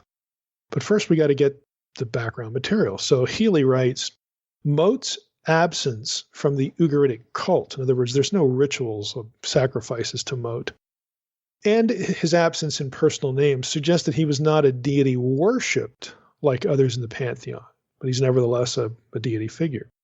In Ugaritic mythology, Mot is one of the main enemies of Baal, alongside Yam, the sea god, who, unlike Mot, was the object of cultic veneration to some extent. Mot overcomes Baal, and the latter has to descend into Mot's underworld domain. So the Baal cycle has this battle between Mot, death, and Baal. Baal loses, and Baal has to go into the underworld, okay? So what we read afterward is Baal is reported dead in the Ugaritic tablets. I'm not going to give you the KTU numbers. It's not important now. But the goddess Anat hunts for him, and she attacks Mot, who is vanquished. So she takes care of Mot. Baal revives, and the two protagonists fight. Eventually, Mot is forced to concede, at least temporarily. The details are, of course, far from certain. The main characteristic of Mot is that he is a voracious consumer of both gods and men. He has an enormous mouth and an appetite to match. In his voraciousness, Mot is closely associated with the underworld. Mot dwells in the underworld, which is an unpleasant, muddy place of decay and destruction. The role of Mot as a demonic force to be held in check is well illustrated in Ugaritic texts. Then he has a reference. Although there is no certain iconographic representation of Mot, there's no artwork that tells you what they thought Mot looked like. Such suggestions as have been made involve images of a god or demon carrying a scepter. In other words, he's a ruler. Okay, so this is the Old Testament Canaanite backdrop to Mot as an entity. Now, when you get into the Old Testament, Healy in the same article writes this. In Old Testament poetry, death is often personified. For example, Hosea 13:14. I'm just going to read Hosea 13:14. It won't be the last time that we reference that, perhaps, in this episode. It says, I shall ransom them, and again, the speaker is going to be God here. I shall ransom them from the power of Sheol. I shall redeem them from death. Now that there, it's kind of neutral, like a place. But then the verse says, O death, like death is being addressed, Mot is being addressed. Where are your plagues? O Sheol, O underworld, where is your sting? Compassion is hidden from my eyes. Now, some of you automatically, even though you didn't know that was Hosea 13:14, you've heard that language before, and it's in Paul. O death, where is thy sting? O grave, the place where the dead go. Where's your sting? Where's your victory? Again, the point is that death and the underworld here are portrayed as entities that can be spoken to, or in this case, teased or mocked by Hosea 13:14. Healy writes, in other texts, there is mention of specific characteristics of death, which have some sort of parallel in the picture of Mot painted by the Ugaritic texts. Thus, in Habakkuk 2:5, the insatiability of personified death is mentioned. Quote, this is what the verse says, whose greed is as wide as Sheol, and like death, he is never satisfied. Again, it's sort of anthropomorphic language. This may echo the background cultural tradition of Mot, but the comparison is with the insatiability of the arrogant man and does not directly touch on matters religious, Healy writes. The same idea, though applied to a personified Sheol, again the underworld, is found in Isaiah 5:14. Quote, "Therefore Sheol has enlarged its appetite and opened its mouth beyond measure." Unquote. Again, this is anthropomorphic language used of Sheol. In some cases it's death, other cases it's Sheol, and portrayed as a person. And there's other passages that do this, but this is sufficient to make the point. Healy goes on and says, or let me just make the point here, because I think something Bass says here is a little bit better. In the Old Testament, okay, we have this personification. In the rest of Second Temple literature, again, this is going to show up too, but everybody goes to Sheol in the Hebrew Bible, in Old Testament theology, because everybody dies. The only exceptions are people that God sort of exempts from this. And there's only two of these in the Hebrew Bible. There's Enoch and Elijah. So Bass, writing about the Old Testament, death and Hades, or actually Mot and Sheol, wants to make this point because he's going to do something again with it when he gets going here. He says there's no Old Testament instance of a true descent to and return from the underworld by a living human being. Let me just read that again. Let that sink in. There's no Old Testament instance of a true descent to and return from the underworld by a living human being. I could stop right there, and you probably are going to know, you're going to be already seeing the significance of Revelation 1:18 and 3:7 with this death and Hades thing, because Jesus does that. He does descend. And he does return to the land of the living. He's not just revived in the underworld like Osiris or something like that. It goes, what happens with Jesus goes well beyond that, and it's something that just didn't happen in the Old Testament. So Bass, continuing, says, in fact, Enoch and Elijah are the only exceptions who can be found to have gone to heaven and remain there instead of Sheol or Hades before New Testament times. Jewish and Christian writings after the time of Jesus begin to speak of the Old Testament saints in heaven, such as Abraham and Isaac and Jacob's children, or Job's children, and the souls of the righteous that go to the third heaven, language like this. Deliverance from Sheol is the great hope of the faithful Israelite, and there is no evidence in the Old Testament that it had been fulfilled. The righteous are at peace in death, Isaiah 57:1 and 2, and they hope to be united with their bodies for a physical resurrection, Ezekiel 37:12 through 14, Isaiah 26:19, Daniel 12:2. But his point is that in the Old Testament, that never happens. They never get to experience that, in terms of what's written in the Old Testament. Now, again, that doesn't mean that we've got, soul sleep or anything like this, because, there are these expressions of hope. I'm going to go be with my fathers, buried with his fathers. And, we know from archaeology, we've been through this material elsewhere on the podcast, when we talk about like Psalms of Korah and, deliverance from Sheol and all this stuff. This ought to be familiar territory, but in case it's not, just want to hit a little of it. Again, the point is everybody goes to Sheol because everybody dies. The only two exceptions, Enoch and Elijah. Okay, we got them. And once you're in Sheol in the Old Testament, nobody ever gets out. There's hope that you will get out at the last day, that the Lord will take you out, will redeem the righteous, okay? But there's no passage that says they do. In the intertestamental period, people start writing in this way, again, about that the deliverance, from Sheol is now like real, their perspective on, the afterlife shifts a little bit, or it develops a little bit to include this. And of course, in the New Testament, this is very plainly articulated in various passages. But it's Jesus who sort of makes it a reality for everybody, all the righteous anyway. Okay, so there's this growth in the way this is thought about, the afterlife is thought about, growth in understanding. That the hope becomes reality. And if you're looking at Old and New Testament, it's very clear who the one is who makes it a reality. That would be Jesus. Okay? First fruits of them who sleep. I mean, these phrases actually mean something in the context of the Hebrew Bible and just how this whole subject is thought about. So Bass, going on, notes that in some passages, at least one, clearly, explicitly, well, that's a better way to say it, Sheol, okay, and let me just read it. Being gathered to one's fathers, okay, this idea of going to be with your loved ones is parallel with Sheol in Genesis 49:29. If being gathered to one's fathers or sleeping with your fathers is parallel with Sheol, then it is clear that even the righteous go to Sheol, even the ones who expect a positive experience, maybe expect, something more, to be with the Lord, as certain Psalms say. So everybody goes to Sheol, righteous and unrighteous.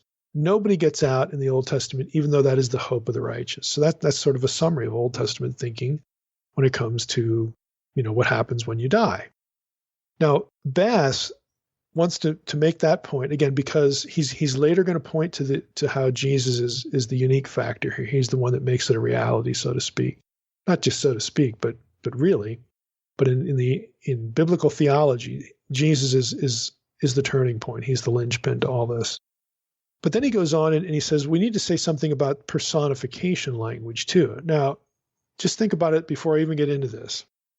We've talked a little bit about personification already, but I'm going to do a little bit more here with what Bass has written. Everybody goes to this place. Everybody dies, so there's the death problem. Everybody goes to the underworld, okay? And it's not really a great place. I mean, yep, you might, if you're fortunate, you might get to see your loved ones and all that, but you're still there. You're still like a prisoner. You're still never going to get out. You hope to get out to be with the Lord directly, to experience His presence. Okay, that's even better than being gathered to your fathers. Okay, you want to be with the Lord that you serve, that you worship, that you believe in, so on and so forth. That's the hope. But death and the underworld are in your way. They hold you prisoner. It's as though you're in a cell and they have keys. Again, it's prison metaphor. It's inescapability. This kind of metaphor. Think in those terms. Wouldn't it be great if somebody could come down there and basically take the lunch money from death and the underworld, take the keys, and let those people out that are aligned with Him, that are righteous, that follow Him? I mean, when you start thinking in those terms, you're thinking of spiritual warfare, you're thinking of divine warrior conflict, you're thinking of some kind of battle thing.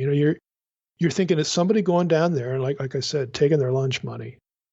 Okay, I'm here now. Hand them over. The keys are mine, not yours any longer. There's a spiritual war, a spiritual battle with death and Hades, and Jesus is going to win that fight. That's the imagery that is lurking behind Revelation 1:18 and Revelation 3:7. But let's go, now that I've tipped the hand here, let's go back to the Old Testament. Bass has a nice summary of personification language. And part of it reads as follows. This is Old Testament stuff now. Many see this personified figure, death, as Mot, the Canaanite god from Ugaritic texts, with very similar characteristics to death in the Old Testament. We've already hinted at that with Healy's article. To illustrate, Bass says, death uses waves of the sea against his victims, 2 Samuel 22:5 and 6. He uses cords and snares, Psalm 17:5 through 6. Okay, Psalm 114:3, Proverbs 13:14, so on. He ascends through windows, Jeremiah 9:21. He kills, Job 18:13, Jeremiah 18:21. Death terrorizes people, Psalm 54:5. He consumes, Job 15:21. He's never satisfied, Habakkuk 2:5. He crushes, Job 30:23. He speaks, Job 28:22. He shepherds, people under his ownership, Psalm 48:15. He is the enemy of man, Song of Solomon 8:6. He has weapons, Psalm 7:13. He's sent by God, Isaiah 9:7, Habakkuk 3:13. He meets people, Proverbs 24:8, Daniel 2:9, and he can be called upon, Job 17:14. It's all personification language. Similarly, Sheol, Hades, not just death, but the Hades, the place, is predominantly the realm of the underworld, but also can be personified as a being that unleashes terror. Sheol, or Hades, is personified through the Old Testament as seizing his victims, Job 24:19. Never being satisfied, Proverbs 27:20. He's an irresistible power, again, Song of Solomon 8:6. Terrorizes with weapons, again, Psalm 17:6. Has a house, Job 17:13 and Job 30:23. Has a hand, Psalm 48:15 and 16. Has a belly, Jonah 2:3. Has a mouth to feed on his victims, Isaiah 5:13. And can be embittered, at least in the Septuagint, Isaiah 14:9. And is naked before God, Job 26:6. So again, this is all personification language. This is his point. Now, you take all that and you see the same thing in Second Temple Jewish literature and Greco-Roman literature. Bass has a whole chapter dedicated to the personification of death and Hades in Greco-Roman literature and Second Temple material. Here's a short paragraph from it. Beginning in Homer, Hades is personified as the god of the underworld and is the brother of Zeus. Moreover, the underworld is predominantly personified as the god Hades. Hades is, quote, horrible and, quote, the most hated of all the gods. Hades was worshipped in a temple near Elis in Greece. He is also pictured as judge of the dead. Hades is simultaneously portrayed not only as the god of the underworld, but also the very realm of the underworld that houses the souls of the dead. The dead are frequently referred to as entering the house of Hades. There is a river or lake that is the boundary between the dead and the living, and a ferryman that takes the dead across to pass through the gates of Hades. In Greek mythology, even death is personified as a demon or a monster from the underworld who is the sacrificer of the dead, quote unquote. It is clear that the Greeks sometimes personified Hades as a god of the underworld and simultaneously understood Hades as the abode or realm of the dead. In other words, to the Greek mind, they're both on the table, just like we said earlier. Finishing with Bass, he says, I believe this Greek portrayal of Hades as ruler over the dead and realm of the dead find clear parallels in the Old Testament and especially in Revelation. Again, Second Temple writers noted all this stuff. I'm not going to bother to read all of the whole section here. I'll just a few sentences. Here's some Second Temple Jewish examples. The Book of Wisdom makes clear that God did not create death, Wisdom 1:13. It was through the devil's envy that death entered into the world, Wisdom 2:24. Death can be seen as a realm or state of being or personified. To illustrate, death can be summoned by mankind to make a covenant, Wisdom 1:16. Death is summoned by God to take Abraham. That's the Testament of Abraham 8:9-12 and 16-20. Death decrees things, Sirach 41:2-3. Has a hand, Song of the Three Jews 188. So on and so forth. Swallows up sinners, 1 Enoch 56:8. Oppresses people, 1 Enoch 63:11. Is destructive, Sibylline Oracles 3.393. He's a dragon that feeds on the wicked, 3 Baruch 4:6, and must be tamed. Apocalypse of Abraham 10:11. Again, just on and on and on. But the whole point is that when you get up to the New Testament, there's a long history of thinking about death and the underworld. Death, we'll use the Revelation language, death and Hades, as being both a place and an entity, a supernatural being. They're both in view.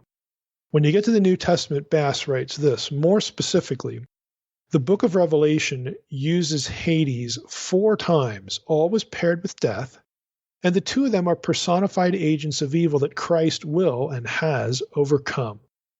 Revelation 1:18, Revelation 6:8, Revelation 20:13 and 14. Those are the 4 passages where they're paired.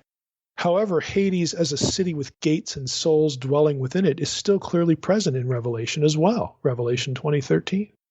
Death is also personified throughout the New Testament.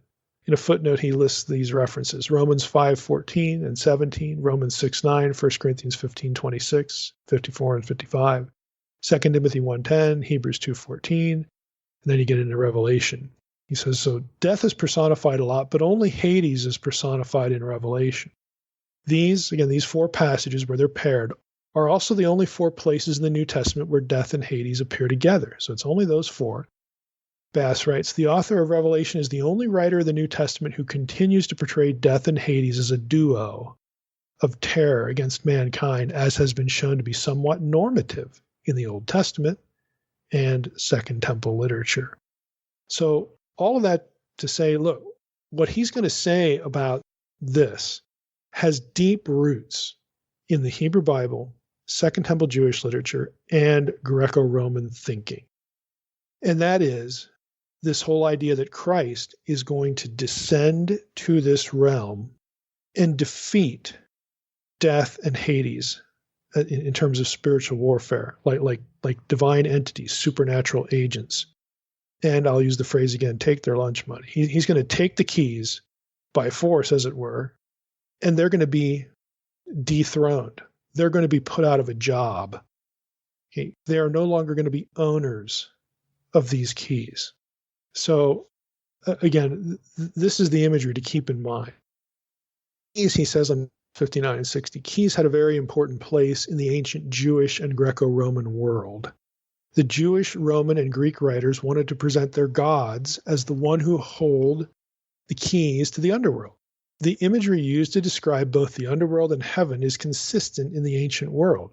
The underworld was presented as protected by strong and impenetrable gates that required keys to enter.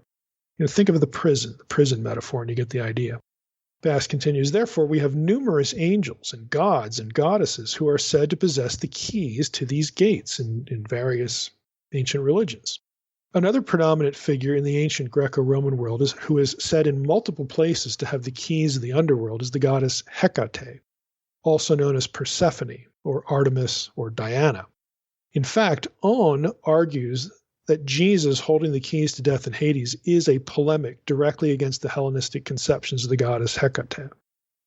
Hecate was the primary figure in the ancient Greco-Roman world to be associated with having the keys to Hades. Hecate is also known as Artemis in magic papyri texts, where she's referred to, get this, quote, mother of all things, for you frequent Olympus, and the broad and boundless chasm you traverse. Beginning and end are you. Does that sound familiar? I'm the beginning, and I'm the end. Beginning and end are you, and you alone rule all. For all things are from you, and in you do all things, eternal one, come to their end. And you hold in your hands a golden scepter. So there's lordship and authority. She's given multiple titles here that are exclusively used for God and Christ in Revelation. Hecate is the beginning and the end. Compare Revelation 21:6, 22:13. She alone rules all and holds a golden scepter. Check Revelation 4:11, for that imagery. Now, Bass, again, there's just a lot of material. He goes and he talks about, Egyptian stuff and Anubis, other Greco-Roman deities. When he moves to Second Temple material, there's an interesting couple of sentences here. He says, when we move into the Jewish literature before and after the time of the New Testament, angels are predominantly said to possess the keys. Among these angels are Metatron, Yaoel, Eremiel or Uriel, and the archangel Michael. They are all said to possess the keys to either the underworld or the kingdom of heaven. Instead of having the keys to the levels of heaven, other angels are said to have the keys to Hades. Now, that's the end of the quote. For me, the most interesting one there is Yaoel, which is Yahoel. And if you've ever heard me lecture on the 2 powers in heaven in Jewish literature, you know that name. Okay, Metatron is another. They're the most interesting because Yahoel was the second power to a number of Jews. So if you're thinking that, you got 2 powers thinking, you got binatarian thinking, binatarian Jewish monotheism. But for the New Testament and John, who really holds the keys? It's Jesus. I mean, it figures right into this flow, this trajectory of thought. Now, Eremiel is interesting, though, and I'm going to read a little bit about him, what Bass says about his imagery, this other angel. He says, the apocalypse of Zephaniah has striking parallels with the first vision of Revelation. Zephaniah says, then I arose and stood, and I saw a great angel standing before me with the face shining like the rays of the sun in its glory, since his face is like that which is perfected in its glory. And he was girded as if a golden girdle were upon his breast. His feet were like bronze which is melted in a fire, And when I saw him, I rejoiced, for I thought that the Lord Almighty had come to visit me. I fell upon my face, and I worshipped him. He said to me, Take heed, don't worship me. I am not the Lord Almighty, but I am the great angel Eremiel, who is over the abyss and Hades, the one in which all the souls are imprisoned from the end of the flood, which came upon the earth until this day. It's the end of the quote. Now, clearly, Eremiel has replaced Christ in this vision. Bass notes that Christ has replaced Eremiel if Revelation was written after the apocalypse of Zephaniah, or they're both using a common source, if it's before. Either way, Christ is presented as deity in Revelation because he accepts worship from John. Did you catch that difference? See, everything that I just read to you sounds really like Revelation 1, except for one detail. Okay, Jesus doesn't say, "Oh, don't worship me." I mean, it's just really clever. Again, if you are a literate Jew and you're familiar with the apocalypse of Zephaniah and the keys stuff and all the stuff we've been talking about to this point, and you get to Revelation 1 and you're familiar with this apocalypse passage, it's just like this other guy wrote, except for one thing. Jesus does not refuse to be worshipped. In fact, he's equated with, the imagery of him is aligned with the Ancient of Days. We've already talked about this. He is the one who has the keys of death and Hades. Okay, and he's God. Okay, I mean, how many ways can John say it? How many ways can John take a familiar idea to his readers? Again, because he has to describe what the angel has shown him, whether it's a vision or something the angel shows him, or both, It's like 6 of one and a half a dozen of another. And it's strategic, okay? I'm sure when John's having the vision, the angel doesn't say, now when you go down, when you go back down, when you get, in your right mind here's a great passage to look up, to help you out. No, I mean, he's showing him things, but John is familiar enough with the material. And he, how do I get the point across? How do I, describe what I've seen? Oh yeah, there's that Apocalypse of Zephaniah thing. That's really useful, or Daniel 7 or whatever. So he's going to use something, whether it's Old Testament or some other text that his readers know, to illustrate what this was like, what he was actually seeing. But he's going to tweak it too. He's going to make sure the theology of the deity of Jesus doesn't get lost. And even that he's going to show is consistent with Jewish two powers in heaven thinking. The risen Christ is the second power, not some angel, whether it's a biblical angel or Second Temple Jewish literature angel. It's not these. It's none of these. It's him. Okay, it is the risen Christ who is the second power, and now he's the holder of the keys because of the resurrection. Again, all of this is happening in the book of Revelation. So, you get to this, and well, how does this inform our reading of Revelation 1:18? 4 observations. It's absolutely clear that we have a risen Christ in view.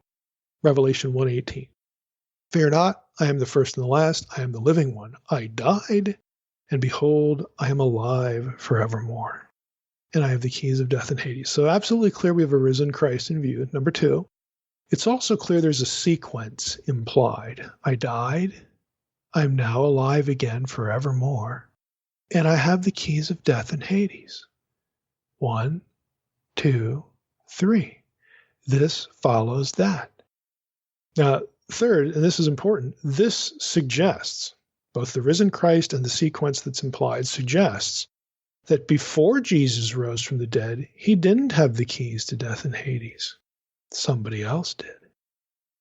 And what these sources, especially Bass, are going to argue is that Jesus descended into the underworld at death. I died. He was there 3 days, during which time he did certain things. We've talked about this before, unseen realm. We talk about 1 Peter 3 with this, the descent into Sheol, into the underworld. So he's there 3 days, during which time he did certain things, one of which being that he conquered death and Hades, personified as supernatural enemies. And he took the keys from their domain, from their hands, as it were, rising from the dead. Now, after he rises, now he is Lord of the living and the dead. He holds the power of life and death. Something Revelation will make quite clear in judgment scenes later in the book that involve the second death. So consequently, what Revelation 1:18 is describing is Christ's descent into the underworld, his combat with and victory over death and Hades. This would have been crystal clear to ancient, again, literate readers. And the history of the church in this regard is telling. Here's the fourth point. Bass points out in detail that the idea that Christ descended into the underworld, descended into hell is the more familiar language through something like the Apostles' Creed, that this idea was a belief embraced by the confessing church across the world until the late 1400s, early 1500s. Everybody believed this. Everybody got it. And if you were an ancient reader, you know, again, the supernatural outlook of all this in terms of the spiritual warfare and the conquering supernatural agents and again taking the keys from them, you know what it means. But we may have lost the detail in the history of the church, but we didn't lose the point, at least up until just right before the Reformation. Now, I think one of the reasons that it is so it's so obvious. I mean, when you see it, when you hear when you talk about it, when you think about it, and especially if you know the backgrounding of the Old Testament, Second Temple record, I mean, this is just obvious. That doesn't mean that Jesus went to hell, as in he gets a cell where he's going to be punished. See, that's the obstacle for a lot of readers today. He died. He goes to the place where the dead go, the underworld. We have to think of that place in that way. Again, what could be more obvious? But he doesn't remain there. He descended to hell, descended to the underworld is the better way to think about it, to the realm where the dead go. Well, duh, if he died, where else would he go? Yeah, exactly.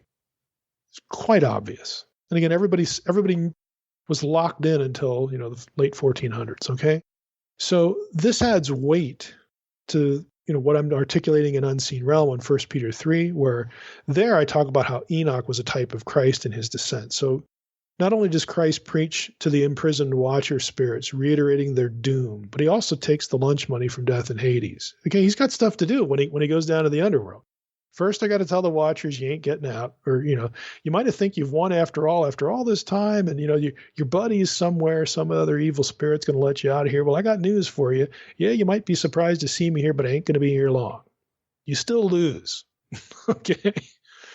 And okay, mission accomplished here. My work here is done. Now I'm going to go over to the gatekeepers, to death and Hades, and I'm going to take the keys from them and sayonara. I mean, I'm out of here. He does certain things, and again, the early church, you could, Bass does a really nice job of showing this. They're locked into this. This wouldn't be news to them. But in our day and age, we've had a history of, this or that tradition or denomination, maybe even some that have removed the line from the Apostles' Creed or fiddled with the language or taught against it or something like that. They just missed the point. And they, just like with 1 Peter 3, they in some way kind of eviscerate the passage of its intended meaning. When Christ takes the keys, he takes control of everlasting life or death through his resurrection victory. What could be more obvious? Only he from that point forward has the authority over the living and the dead in the form of everlasting life and death. Again, what could be more obvious? Now we have to ask here, we've got to transition to Revelation 3:7. How does this inform Revelation 3:7, the keys of David? There is, first of all, there is an intended parallel literarily in the way John writes this. If you compare the flow of Revelation 1, the elements of what's described there, with the flow of Revelation 2 and 3, this comes out. For instance, if you're thinking about Revelation 1, 17 and 18, just think about the sequence here, or the sequence of the elements. I am the first and the last, even the living one, and I was dead, but behold, I now live forever and ever. I have the keys to death and Hades. If you go over to chapter 2, in verse 8, you read, Thus says the first and the last. That's a parallel to Revelation 1:17. Continuing with 2:8, the one who died but came to life. There's a parallel with 1:18. If you go to chapter 3, you get this, verse 7. Thus says the Holy One, the true one, the one who has the key of David. See, that you would expect keys of death and Hades because they're parallel, but it changes. The wording slightly changes in 3:7. I'm the one who has the key of David, who opens so that no one can shut and shuts so that no one can open. Okay. So the parallel was intended to be noticed, the sequence. Now, Beale and Carson write this. Keys in 1:18b are keys of death, and he's in 3:70. A quotation via 22:22 is substituted for the phrase of death and Hades. So now we have the one having the keys of David, who opens and no one shuts, and who shuts and no one opens. Okay, Isaiah 22:22. I mean, it's pretty obscure. Let's go to Isaiah 22, and I'm going to read verses. Let's start down in verse 15. And this is sort of a really obscure passage with an obscure person in it. But I'm going to read Isaiah 22:15 through 25.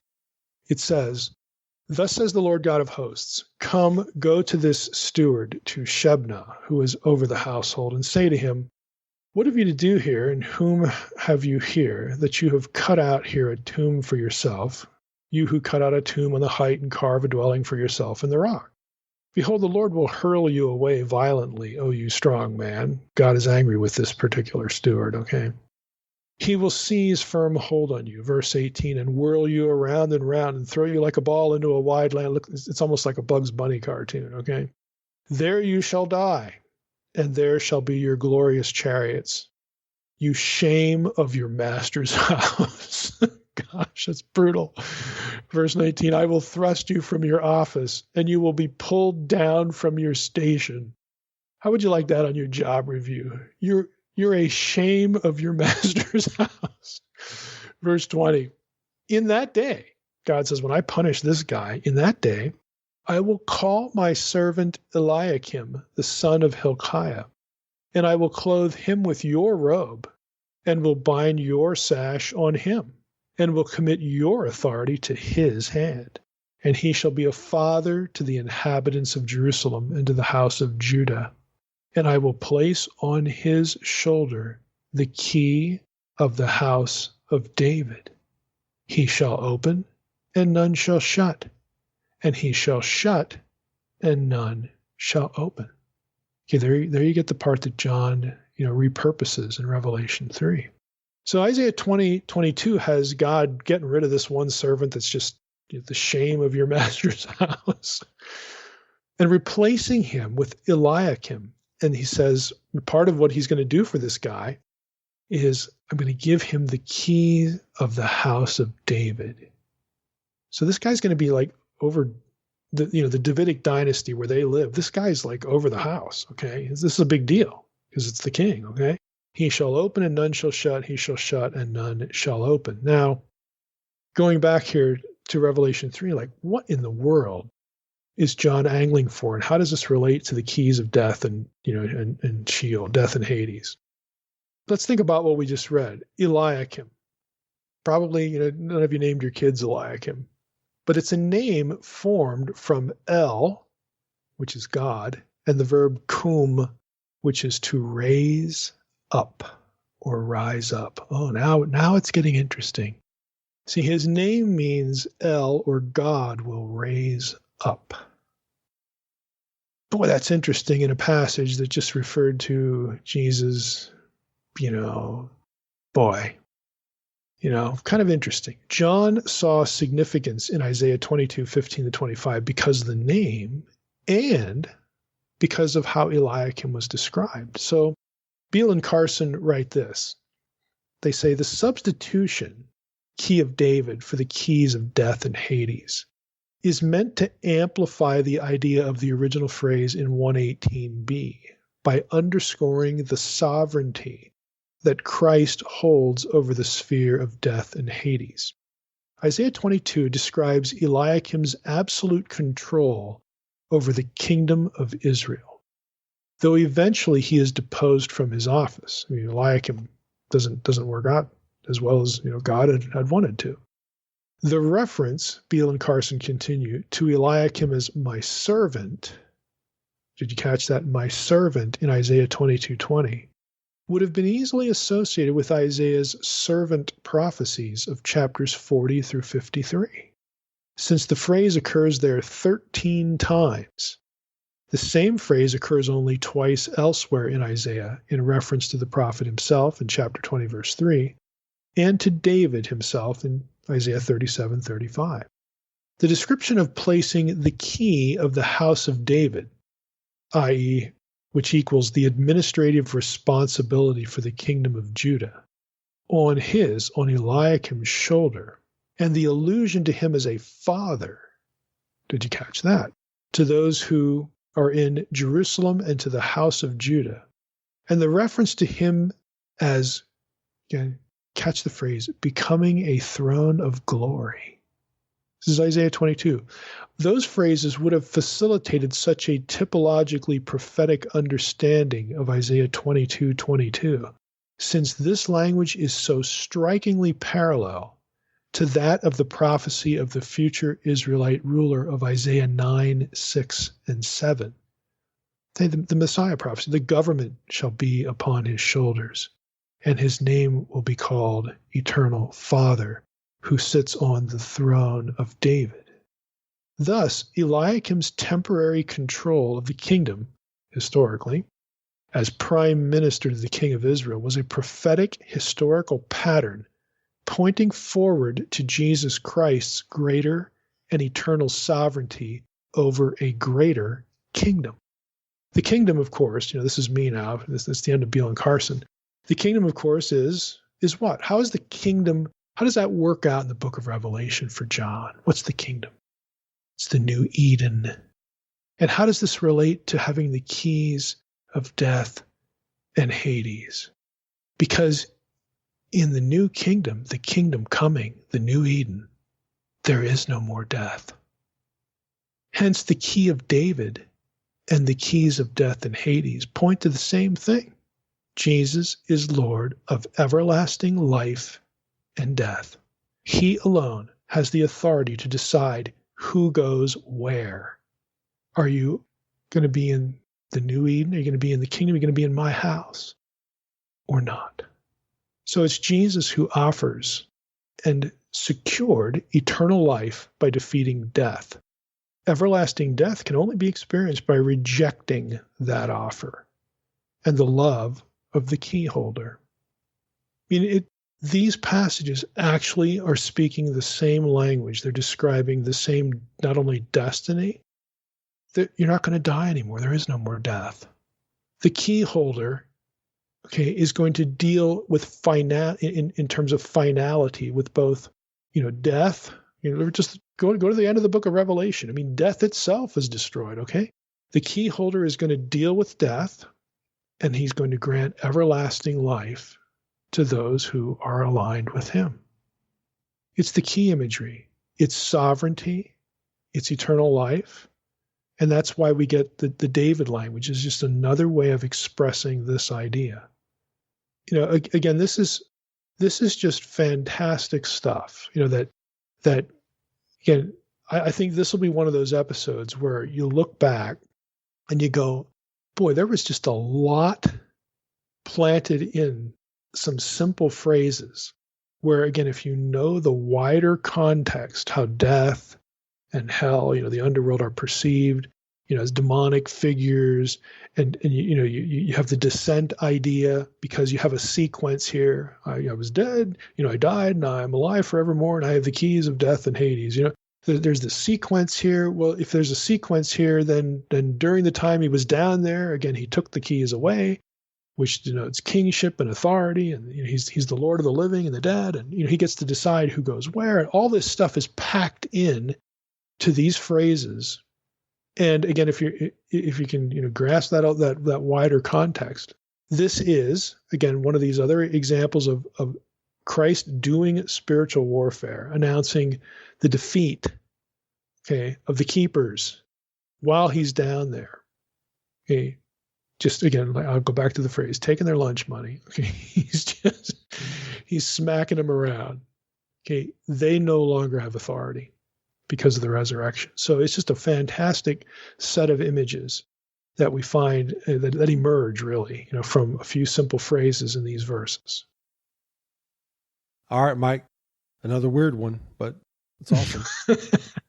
I love them. If it's weird, it must be important. Hey, I love it. I love it.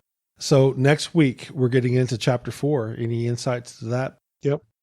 No, I don't want to tip anything off yet. I have to, other than to say, we're not trying to prop up or undermine any specific end times systems, but Revelation 4, of course, 4 and 5 are a unit. We've talked about this a little bit before. It's going to be a divine council scene, so we're going to revisit some of what we discussed when Alan Bandy was on the podcast. So that whole scene, again, we'll get into it specifically with an eye to Old Testament contributions to what's going on there. All right, sounds good. Good. I can't wait to go back and listen to this episode, Mike, and look forward to the next one. All right, with that, I want to thank everybody for listening to the Naked Bible Podcast. God bless. Thanks for listening to the Naked Bible Podcast. To support this podcast, visit www.nakedbibleblog.com. To learn more about Dr. Heiser's other websites and blogs, go to www.drmsh.com.